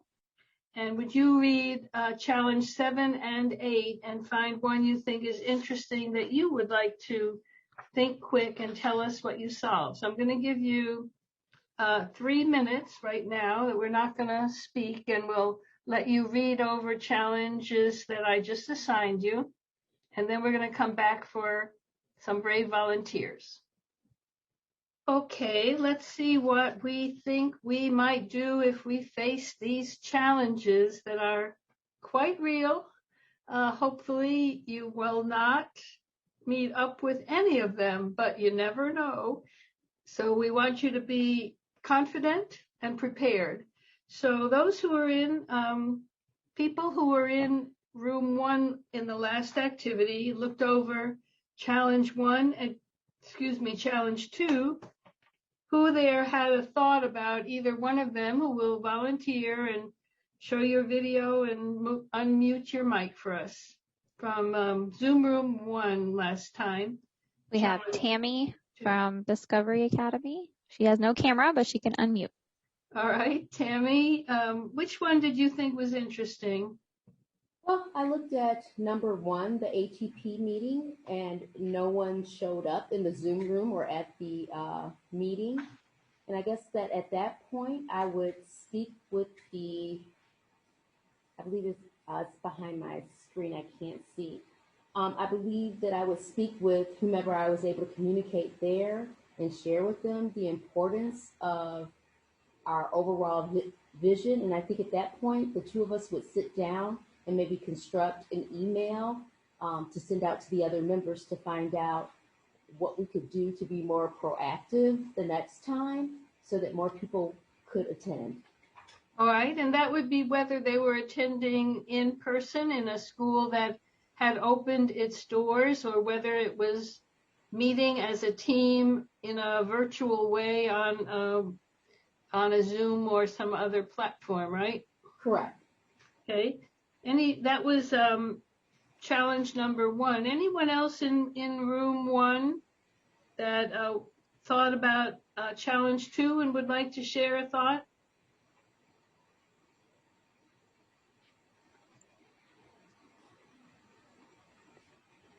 It's a small room. Only one other district person, also from Discovery Academy, is in there. Oh, okay. So, I can share a thought. It'll probably mirror a lot of what my colleague Tammy said. But I would, I would return to, our group core values and what we set out from the onset to accomplish with this work, and contact the ATP chairperson and in a restorative way, explain to him or her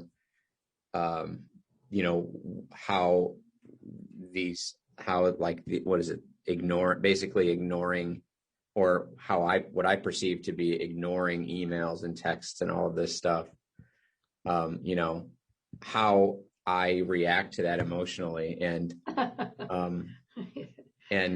what might be some possible reasons, and forge a plan moving forward, so that so that we don't have to jump to conclusions and assume that we know what's happening. Right. So you want to share your humanity. Yes. And just help somebody in that school know that most people, I don't think this one is terribly frequent, because I think people really, if they see an email, they will in fact answer it. It may not be the first moment, but they usually get to it. So hopefully you will not have this problem. Okay, from Zoom room number 2, somebody in that room who thought either challenge 3 or 4 was interesting enough to share with us what the challenge was and how you would solve it.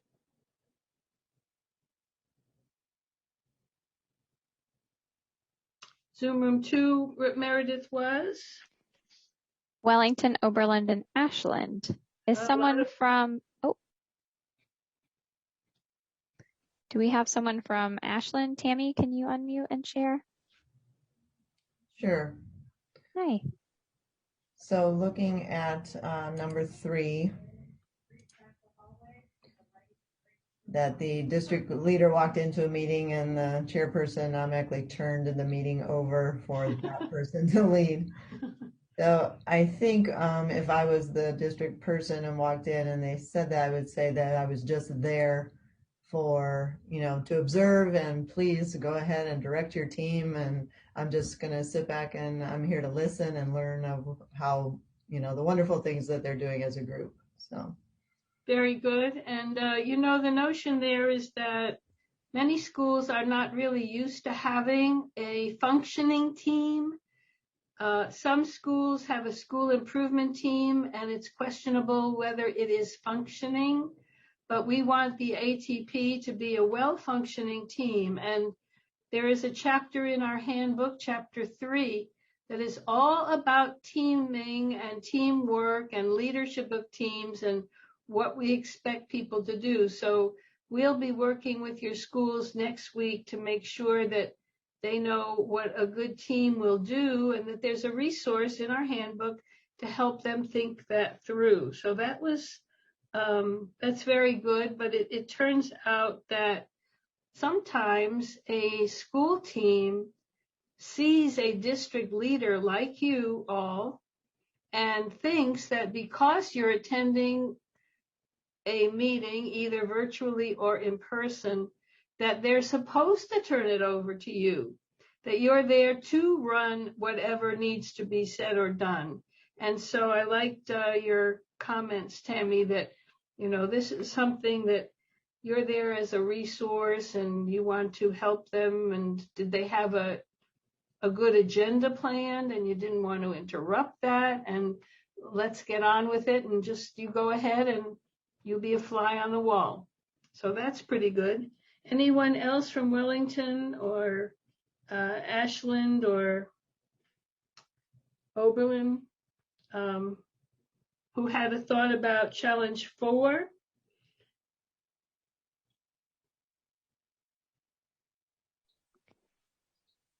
This is actually interesting. Janet, were you in that group? Yes, Wellington. I think the first thing I would do is that chairperson comes to the district leader and says, we're just having trouble. We're not able to implement some of these activities. We've only done one so far. I think the first thing is I would acknowledge and thank them for coming to me. I would say, I really appreciate you reaching out. Let's get together and do some brainstormings on your barriers. How can we see what those barriers are, and then together decide maybe some ways that we can overcome them so they still have the ownership of that committee itself. We're just working together as a team to kind of brainstorm through those barriers. Super perfect. That's exactly what you want to do. And often a team leader, the teams that are part of your schools will choose a chairperson, or we will say a co-chair, because I like co-chairs better than a chair, because people start leaving schools at all crazy times. So co-chairs are very good. But the notion that if they haven't implemented anything in their plan for a couple of months, actually, you would be likely to catch that earlier on. One of the things we are asking you to do as a district level leader is communicate with your school teams, chairpersons, every week, once a week, just check in, or every other week, if that is better for you, so that they know you're there and that you're sort of watching. You will receive, as district leader, a copy of the school's action plan for partnerships that they will write next week before they leave the workshop. So we know that that workshop is a productive activity for everyone who's going to spend a whole day as a team with you and with us. We want it to be productive. So they leave with a draft plan. And after getting some input back from their schools groups, they're going to give that plan to you. So as district leader, you will know that for next year, the 21-22 school year, whether it's August or September, October, November, you'll know that they have, whether they have and what activity has been planned for that period of time. So it probably will never get to this challenge. If you are a good district level leader, you will have checked in with them. How did that activity go? Did you need any help for next week's activity that I see is listed in your plan? So there are ways that we're trying to prevent this challenge from happening. And from what I hear from you all today, you probably will avoid that challenge, hopefully, because they should have, if they were having trouble implementing something, you will have caught that the prior month or the prior week when you connect with your teams. Okay, moving on. We are in Zoom room 3, which is Meredith. We've got Piqua and Latonia. Okay, and so someone from there's Ryan, our friend Ryan. I'll go ahead and volunteer. Okay. I could probably talk for hours on end. And Ryan, which one, 5 or 6, are you going to focus on? So what really stood out to me was number 5. Before I have started at Latonia Schools for about 6 or 7 years, I was a drug and alcohol counselor, and we had monthly meetings with our teams and everything. And that would actually happen a lot, where you had one particular individual who would try to take over and just solely focus on their ideas. They wanted everything to be focused on them. So one thing that came to my mind, as a leader, is I would, instead of taking that individual in private and talking to just them, I would approach the entire group, to show everybody there that this is your team, you are the leader, and you care about all of them. I would try to refrain from just doing that one-on-one private conversation, and just explain to everybody that we're here as a team. We cannot do this alone. And, we're going to keep it that way. We're all going to feed off of each other. We're all going to have a chance to speak and share our ideas. So that's how I would approach a challenge like that, is everybody there, nothing private whatsoever. I think that that's a good way to go about it. And again, the handbook really tries to look at good district leadership, but also good team leadership. One of those kinds of criteria of good team leadership is to make sure everyone has a chance to talk and that everyone is listening to each other. Some teams select a chair, a co-chair. Some select a kind of a secretary or minutes taker so that they get information to someone who didn't come. And then some of them will pick a timekeeper so that they keep to the time for an agenda. And some will have a kind of an equity speaker leader who makes sure that everyone gets a chance to talk. And so sometimes that can help in that way. Absolutely. Yeah, we do a lot of that in our PBIS meetings. I know Susan can attest to that as well. We have a recorder, timekeeper, someone who kind of keeps everything on task. And everybody gets a chance to communicate. Okay. And anyone else in that group have thought about Challenge 6? Joyce, I'm also just want to be aware of our time. We're getting close to the end of our We go to 4:30, is that right? 4. 4? I think it said 4:30. I think it's 4, isn't it? Or 4:30, I mean. All right, someone tell us what time we're supposed to go into. Apologies, it is 4:30. Oh, it's 4:30. It's okay. 4:30.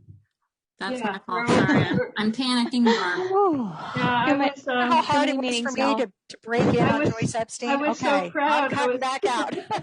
I was so proud of everybody being able to talk and still have time. So we're getting there. Keep going.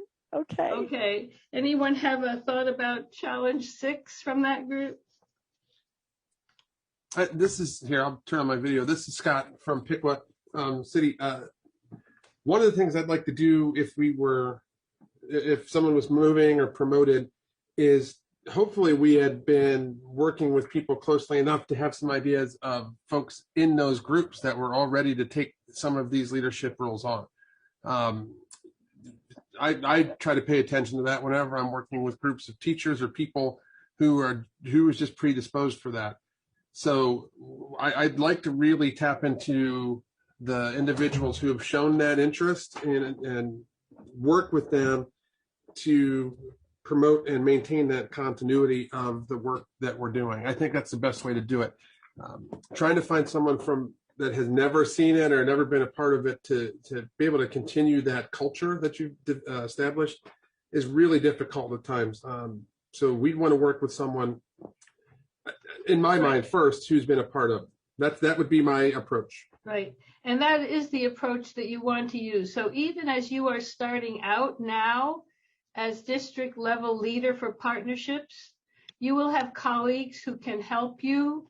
And you can have colleagues who actually are either in your office or in a related office who work with you.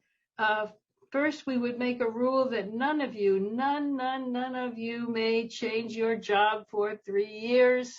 But if we don't have that power and some of you do change or get promoted, move or leave for some reason, you want to have a transition period that you can help the person who takes over to join you on some activity so they get an idea about this. Or NNPS has annual free workshops for district leaders and leadership institutes twice a year so that a new person gets time to think through exactly what we're going through today. But your leadership colleagues team is actually a really good idea, Scott, if you can start that off by having people who work with you, either from your department or another department. Okay, and from Zoom room 4, someone who would like to weigh in on either 7 or 8. Zoom room 4, Meredith, is? We've got Union Local and Southern Local. 2 locals. Looks like just Union Local is in that room right now. Union, they're the only ones who are still present? Yes, although I think we have an SST coach from Southern Local. Okay. Still, Heather is here still. Any one of you who would like to take 7 or 8? Ben Porter? Yeah, this is Ben. I think both of them really are scenarios that are challenging. 7, I believe, was with the parents identifying parents, and 8 was identifying staff members, in particular teachers. Right. Mm-hmm. Being a small district, it's frequent to have the same parents who are involved in multiple organizations, and it's kind of the same way with we sometimes you see with teachers. You have teachers who consistently volunteer. So that is a definite real challenge that districts our size do face with such issues. One thing that I've thought about and have utilized on the parent end with this is during the COVID, I received a few phone calls from parents who were concerned about the educational process. So I used data that I had recorded from those parents to offer to our building principals when they're forming their teams, as to they may be good people to bring in and get ideas from. In terms of the teachers, I know our principals have done surveys, and they've sent out various information to try to gather the teacher piece. It seems to be more of a challenge at the high school level, just in terms of the parental involvement, because that's typically where you see the tail off, or at least we do in our district, in terms of like parent-teacher conferences and so forth. There's just not as much parent involvement at the high school level. So our principal in each building, but the one at the high school, he does a lot with social media and shares information through other platforms to try to bring in the parents. Good. So these are, in fact, somewhat common challenges, but both of them will be partially solved because you're going to have your teams at the training next week. But you also pointed out some good points. One is, if you're looking for new parents or additional parents, asking other parents who have shown that they're very communicative and are willing to share ideas, that's a good place to start. Some of our schools try to find parents in each grade level so that their ideas are represented in the plan that gets written, and asking a teacher for a recommendation of such parents sometimes really helps, or asking an active parent who's on a different committee to recommend someone so that you don't have the same people on the next committee, and the same true for teachers as well. So that's very good. At the high school level, counselors can stand in for teachers, because counselors are very, very, very attuned to family requirements and family services, and counselors and assistant principals or deans or something, if there's not a teacher available, other faculty members or staff members from the school can fill in. So we would look for those solutions, and I want to thank you for combining the two so that we move on, and we'll get to finish this, maybe let you out a little early here today.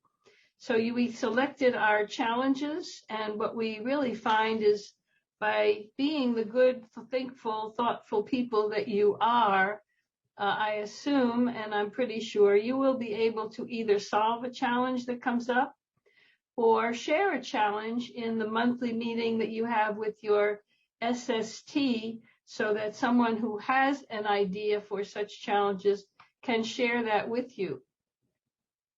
So just to follow up and to complete my part of this afternoon, we want you to know a couple of resources that are at NNPS for you. I mentioned the handbook, which is meant to be opened and read so that you know what's in it. It has all the things you need to flesh out what we've talked about today. Our website, www.partnershipschools.org, is chock full of good information. And we have our wonderful facilitator, Brenda Thomas, who will be calling each of you quarterly.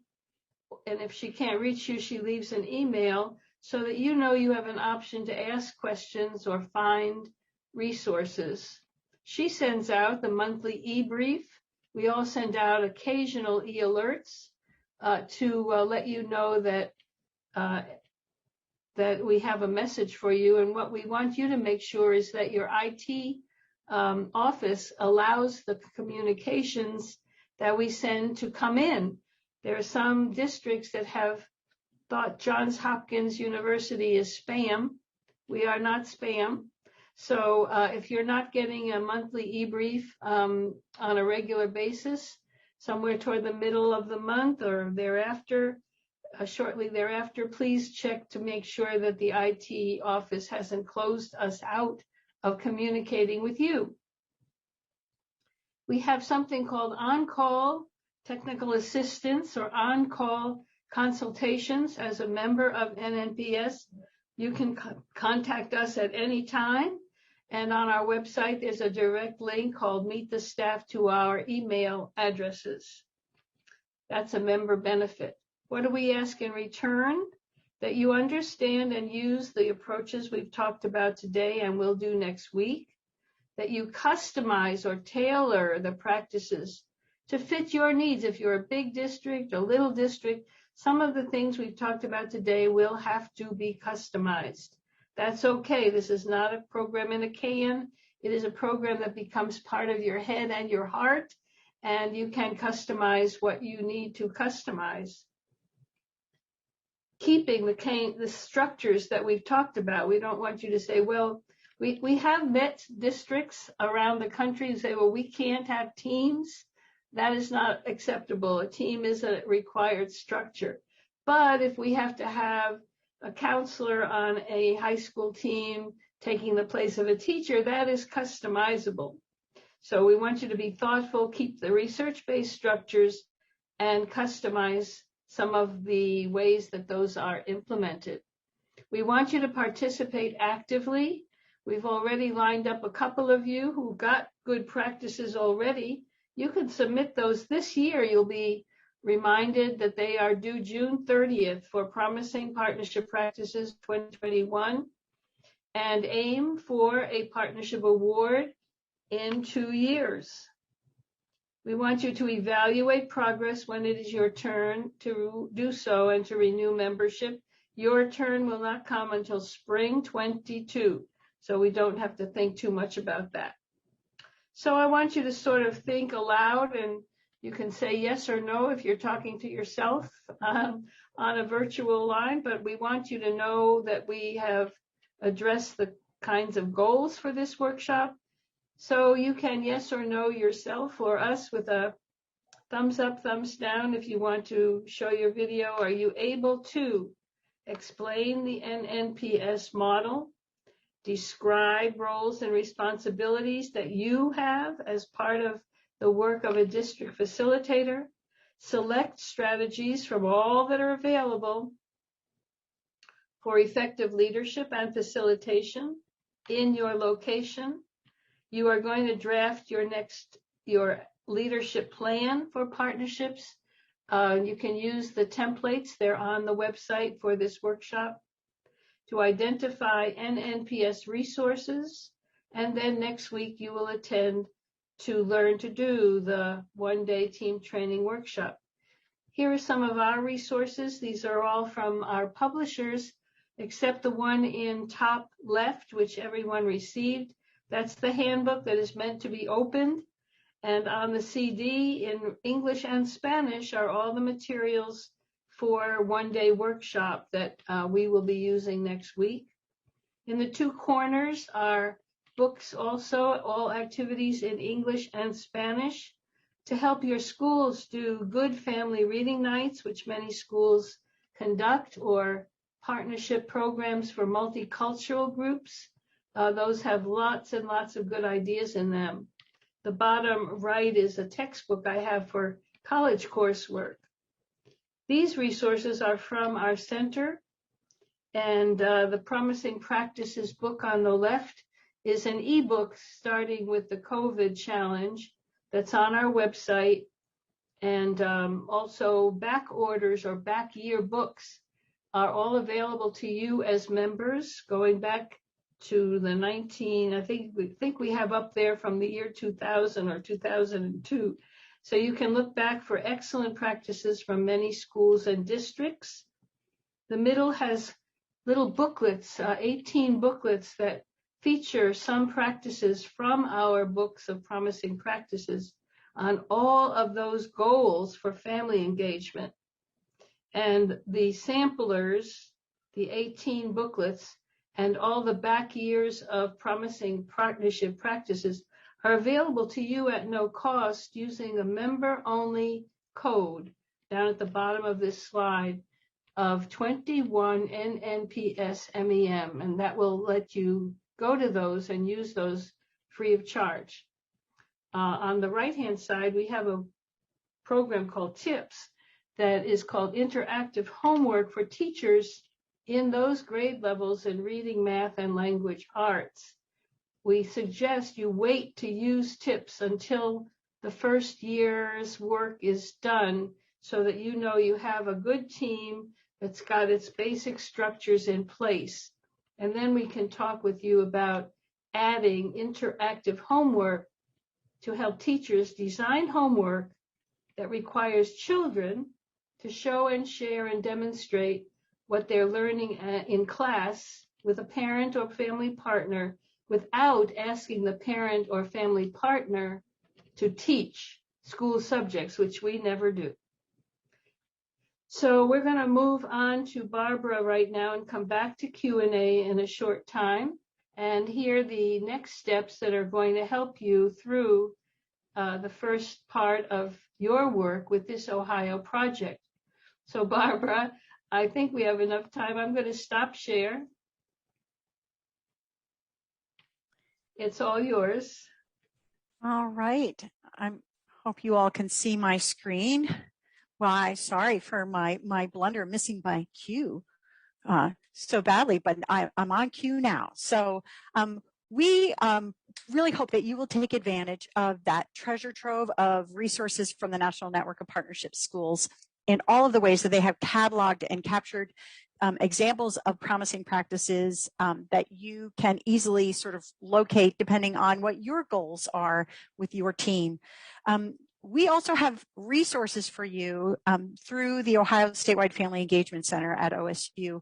And I want to point them out to you. Our website is really where you will go for all of these, but then you've gotten to know Kristen and you've seen Meredith interacting with you through the chat and myself and other team members that we have that would be happy to work with you as you develop your programs of practice. You may decide to really roll up your sleeves in the area of middle school. We know that family engagement in middle school needs to look different than elementary school and high school. And so we are actually creating resources and doing some research on family engagement in middle school. And we have those resources for you. We call that our Middle Ground Project. We've also been creating resources and providing training to grandparents who are raising school-age children, because we know that in all of your districts, you have some, if not many, grandparents who are actively parenting their grandchildren and are interacting with your school. And so we are pulling together resources based on the research in this area of how do we work together well with grandparents who are raising their grandchildren. We have a tool that we created for family, a choosing a school tool that helps guide families sort of deciding what sort of educational setting is best for their child. That's because we do develop tools for educators, and we also develop tools for families. Our professional learning catalog is just full of recordings of trainings like this one and others that you can tap into. You can use any small portion or whole videos that, for your own training or for your development of your staff. When you narrow in and really look at those spaces where you want to develop your program of family engagement practices.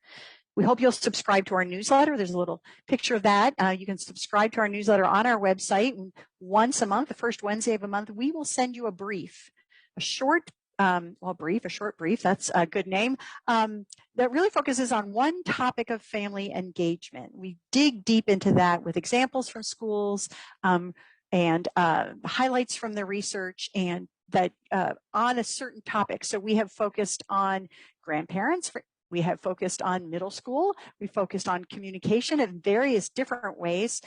So you can dig into those past briefs as well there. I also want you to know that we will be once again having our annual summit. This is a free virtual summit on family engagement leadership.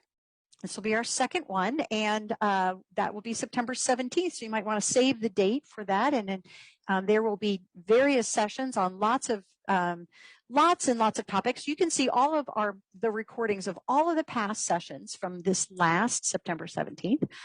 All those recorded sessions, the keynote, you can see any of those on our website. They're all available for anyone who wants to sort of go back and see what any of those sessions were about. So here are some reminders for you. As you kind of leave from today, some things to sort of keep on your to-do list. One is that you're going to be finishing up your district plan, and your school teams, who you will attend and have training with next week, they will develop their one-year plans. And we ask for you to submit those to your state support team by May 14th. We know that that's a quick turnaround. We're giving your teams time to develop during the day. We're going to give them work time next week when we're still there, and we'll be popping in and out of your rooms answering questions so that you can get those well underway. And we ask that you submit those before the end of the school year. We also want you to make sure that you're working with your schools in their recruiting of that team, the folks who will be a part of that training with them. We ask that you have 3 folks who are parents or caregivers. They could be grandparents. They could be foster parents, parents of students with disabilities, parents from different grade levels, grandfathers, uncles, those folks who are parenting the children in your schools. Their perspectives are valuable, and we can't make them up. They have to bring them and offer them to us. So those are valuable perspectives that they bring to this work. Also, teachers. We ask you to think about teachers who will be representative of the teachers in your school. Your principal, community representatives also bring resources and perspectives that are super valuable to our school teams. And if you're a high school team, we ask that you have students on as well.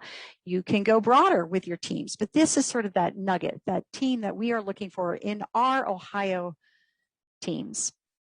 We ask that you attend that training, and Dr. Epstein has said this because that will be your chance. She will be modeling for you how to train an action team for partnerships in a school. And then as you want to refresh, as you want to expand to other schools, you will have sort of participated in that and been in that training with Dr. Epstein.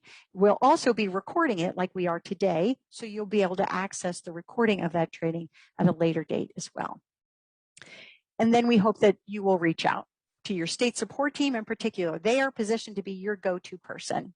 While we, Dr. Epstein and her team and our team at OSU, we all are making ourselves available to you and want you to know we welcome your calls.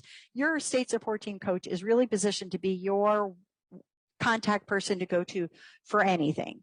So we hope that you will reach out to them with your questions as well. And then please look for your certificate of attendance for today in your email. We'll be sending that out to you. One of the things that we do is we have a sort of open office hours for our district leaders. So we've been having those this year with our first cohort of district leaders, and we will continue those next year. But we welcome you to attend the open office hours. We call them Colleague Connects. We will have that on May 27th. We'll be providing all of these dates to you again, so please don't feel like you need to frantically write these down before I move to the next slide. But just want you to know that in addition just to being accessible on a day-to-day basis or to provide technical assistance to you in a team meeting or something like that, you can also know that we will be on Zoom with you from 10 to 11 on these dates, available to answer questions and kind of keep you up to date on how things are going. Okay, one last thing. You've heard from Dr. Epstein about the various ways that we can measure family engagement, and we do that at our level too. At the state level, we are measuring our impact. We want to do a great job at this and supporting you. We want to see the same results you want to see, and so and make sure that we are contributing to that. So there is an evaluation. An evaluator will be sending you surveys periodically, not too many. And I wanted to share these dates with you. So in September, that's a while from now, in September, there will be a survey that will come to you as the district leader, asking you for your feedback on your implementation of this model, on us, on the training, on how you're doing with this NNPS approach. And there will also be a survey for the members of your action team to give their feedback. So those are 2 surveys. You'll see those in September. We'll also remind you about that because a lot's going to happen between now and September. Then in the spring, there again, we will come to you and say, we'd like to hear from you. There'll be a district leader survey, one for you, one for your action teams. We'll also have a survey, one for families and one for the teachers in your building. And we're going to give you a link to that next spring, year from now. We'll give you a link to that. We're going to ask you to make that available to your families. That way, we will hear from your families. And when we have 30 families or 30 teachers respond to those, our evaluator actually creates a report just for your school, as long as we have that that certain number of 30 for that report. So that's a long time out from now, but I just wanted to sort of put that on your radar and let you know that we too believe that data at any level, at the state level, is very important for family engagement and our effort to continuously improve the support that we're providing for family engagement in Ohio. So now I think we are at our question and answer time. So anyone from the OSU team and Dr. Epstein, we are all here to answer questions. You can use the chat. You can raise a hand, turn on your mic, however you would like to pose any questions to the group at this time.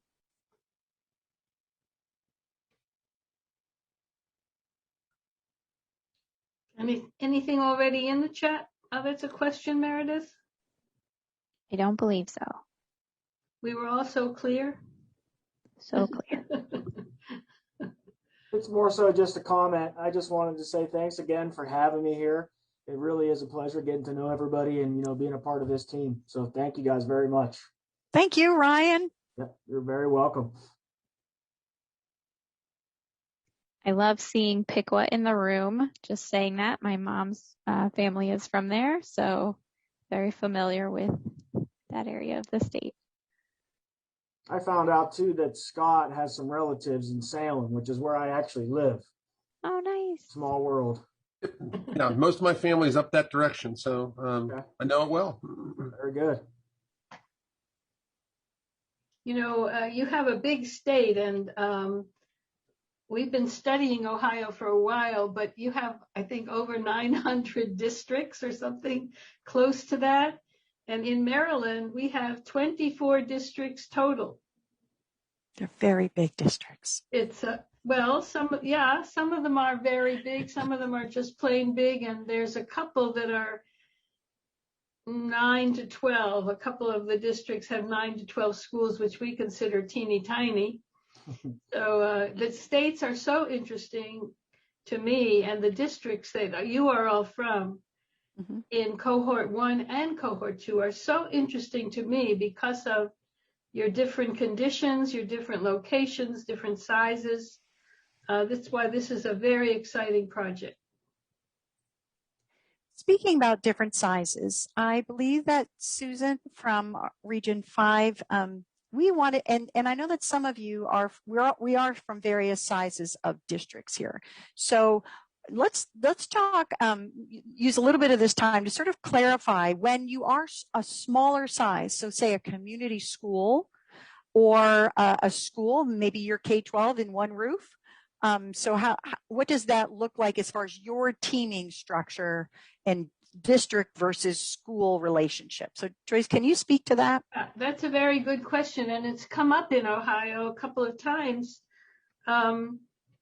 We go by the number of principals in a school. So in a K-12 school, that's one school, sometimes there are internal transitions, and there actually are two principals. Principal for the lower school, principal for the upper school. So that would be really two schools, but we don't ask for a district level leader, or we combine the district and the school so we see how to make it possible. But it's 2 memberships and 2 teams, one for the upper and one for the lower, because the way you engage parents in elementary and secondary school really is quite different.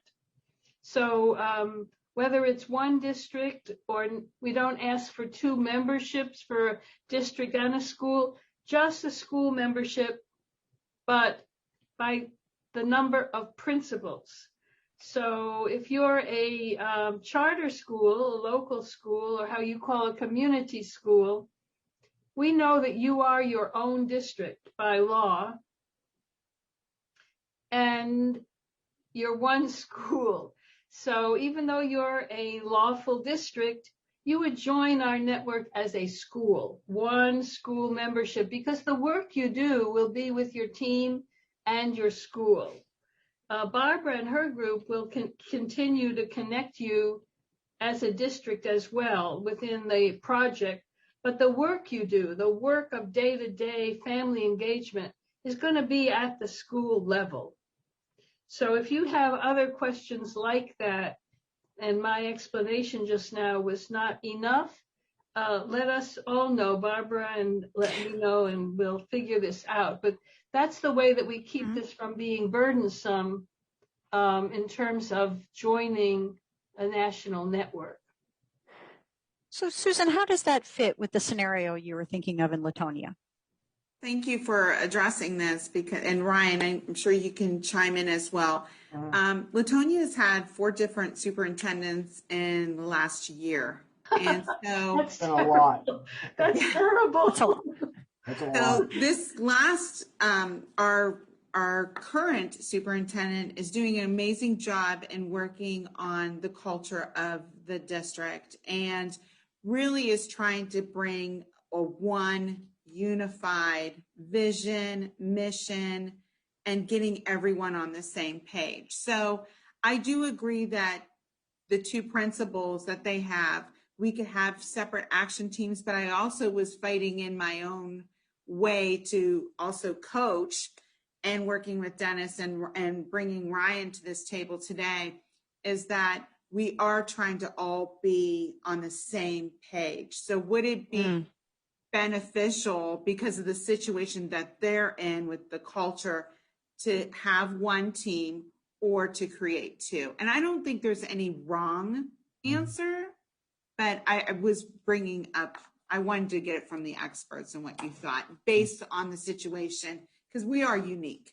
Yeah. So how many children, how many students are K or pre-K to 5?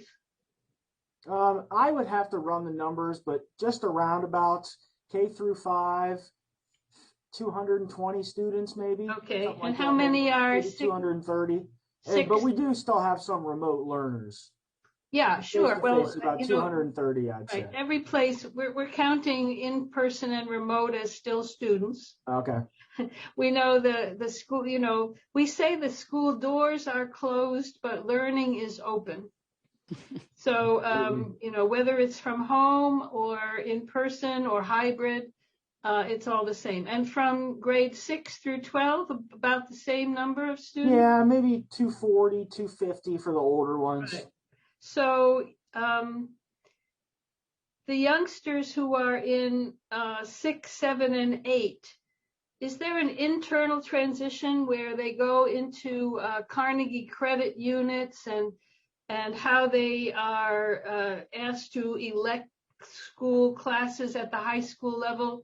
Is it sort of run the way a typical high school would have? That I'm actually not too sure. Yeah. I'm guessing. Yeah, and that's something that they're trying to enhance, because that is an area of weakness. I'm guessing that you're trying to enhance it so the youngsters in high school have a real high school experience, and that part of that high school experience is having a GPA, having plans for post-secondary education or training. And so it still would be beneficial to have 2 teams, one for preschool through elementary grades and one for middle to high school. Now, you don't need three. You don't need a middle school and a high school. You could combine those two. But in terms of how our families engaged, as students grow and mature, they actually are different people than kindergarten children. So the way to engage parents and parents' needs begin to change. So it still would be by the number of principals, 2 principals, 2 teams. So we've got 2 teams then. And it's still the same school. You're still on the same page. You're just recognizing that children grow grade by grade in that school. So it doesn't change how unified you are. And also very important is the transition point. When children move from the elementary to the other school's structure and principle and organization, the parents move with them. They transition with the children. So there just are different things that will help those people stay engaged in a way that's acceptable to the students.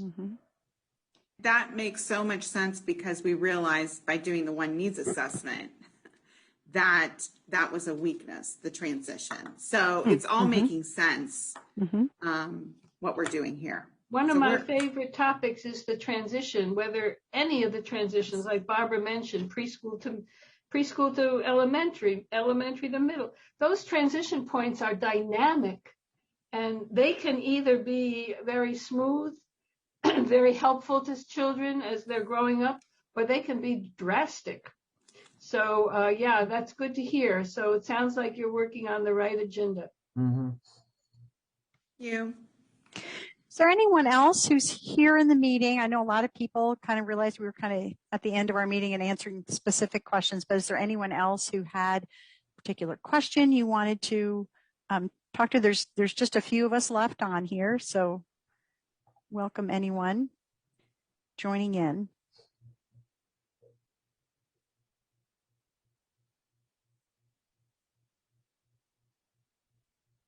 Thank you, folks, for joining us today. Yeah, absolutely. Absolutely. Thank you for having us. Okay. We're just getting started. Just getting started. It's a very good group. Great. All right. Well, we look forward to seeing all of you. And just go to the next slide, Barbara. I will go to the next slide. I will here. 2 more, I think. Just 2 quick. Just our contact info, basically, at the end. All the different ways you can engage with us as NNPS and Statewide Center. So I can go backwards there. So we have email and Twitter and websites and Facebook for anyone to connect with us there. This is all of Johns Hopkins, and these slides and all this information is available to you. And then we've just included the website of the Statewide Family Engagement Center, our Twitter account, and then also our center's email address. We do want to be in touch with you as often as needed to not be disruptive, but to be helpful as you go about this work. We look forward to seeing all of you again next week with your teams, where you'll have a different role. You'll be listening along, and you'll be kind of picturing yourself next to Joyce saying, okay, I'm delivering this too. And you'll have opportunities to lead discussions with your teams. We will have your teams in separate breakout rooms, and you'll be able to sort of jump in one and jump in another like you did today. You'll be able to select in and out. We're sorry that you can't be, but if your teams are in a room together physically, and you can just move amongst teams that way too. So we'll be able to do it remotely, or you'll be able to do it in person, either way. Okay. Well, we thank everyone for being here today. It's been great to see all of you. No last questions. We'll go ahead and conclude our day. So 9 o'clock next week. Is it 9 a.m. start time? Okay. Yes. Awesome. And yep. And that afternoon of that day is you'll be rolling up your sleeves and creating your plans. Gotcha. Thank you very much. Okay. Bye. Bye-bye. Bye-bye. Good day, guys. Bye, guys.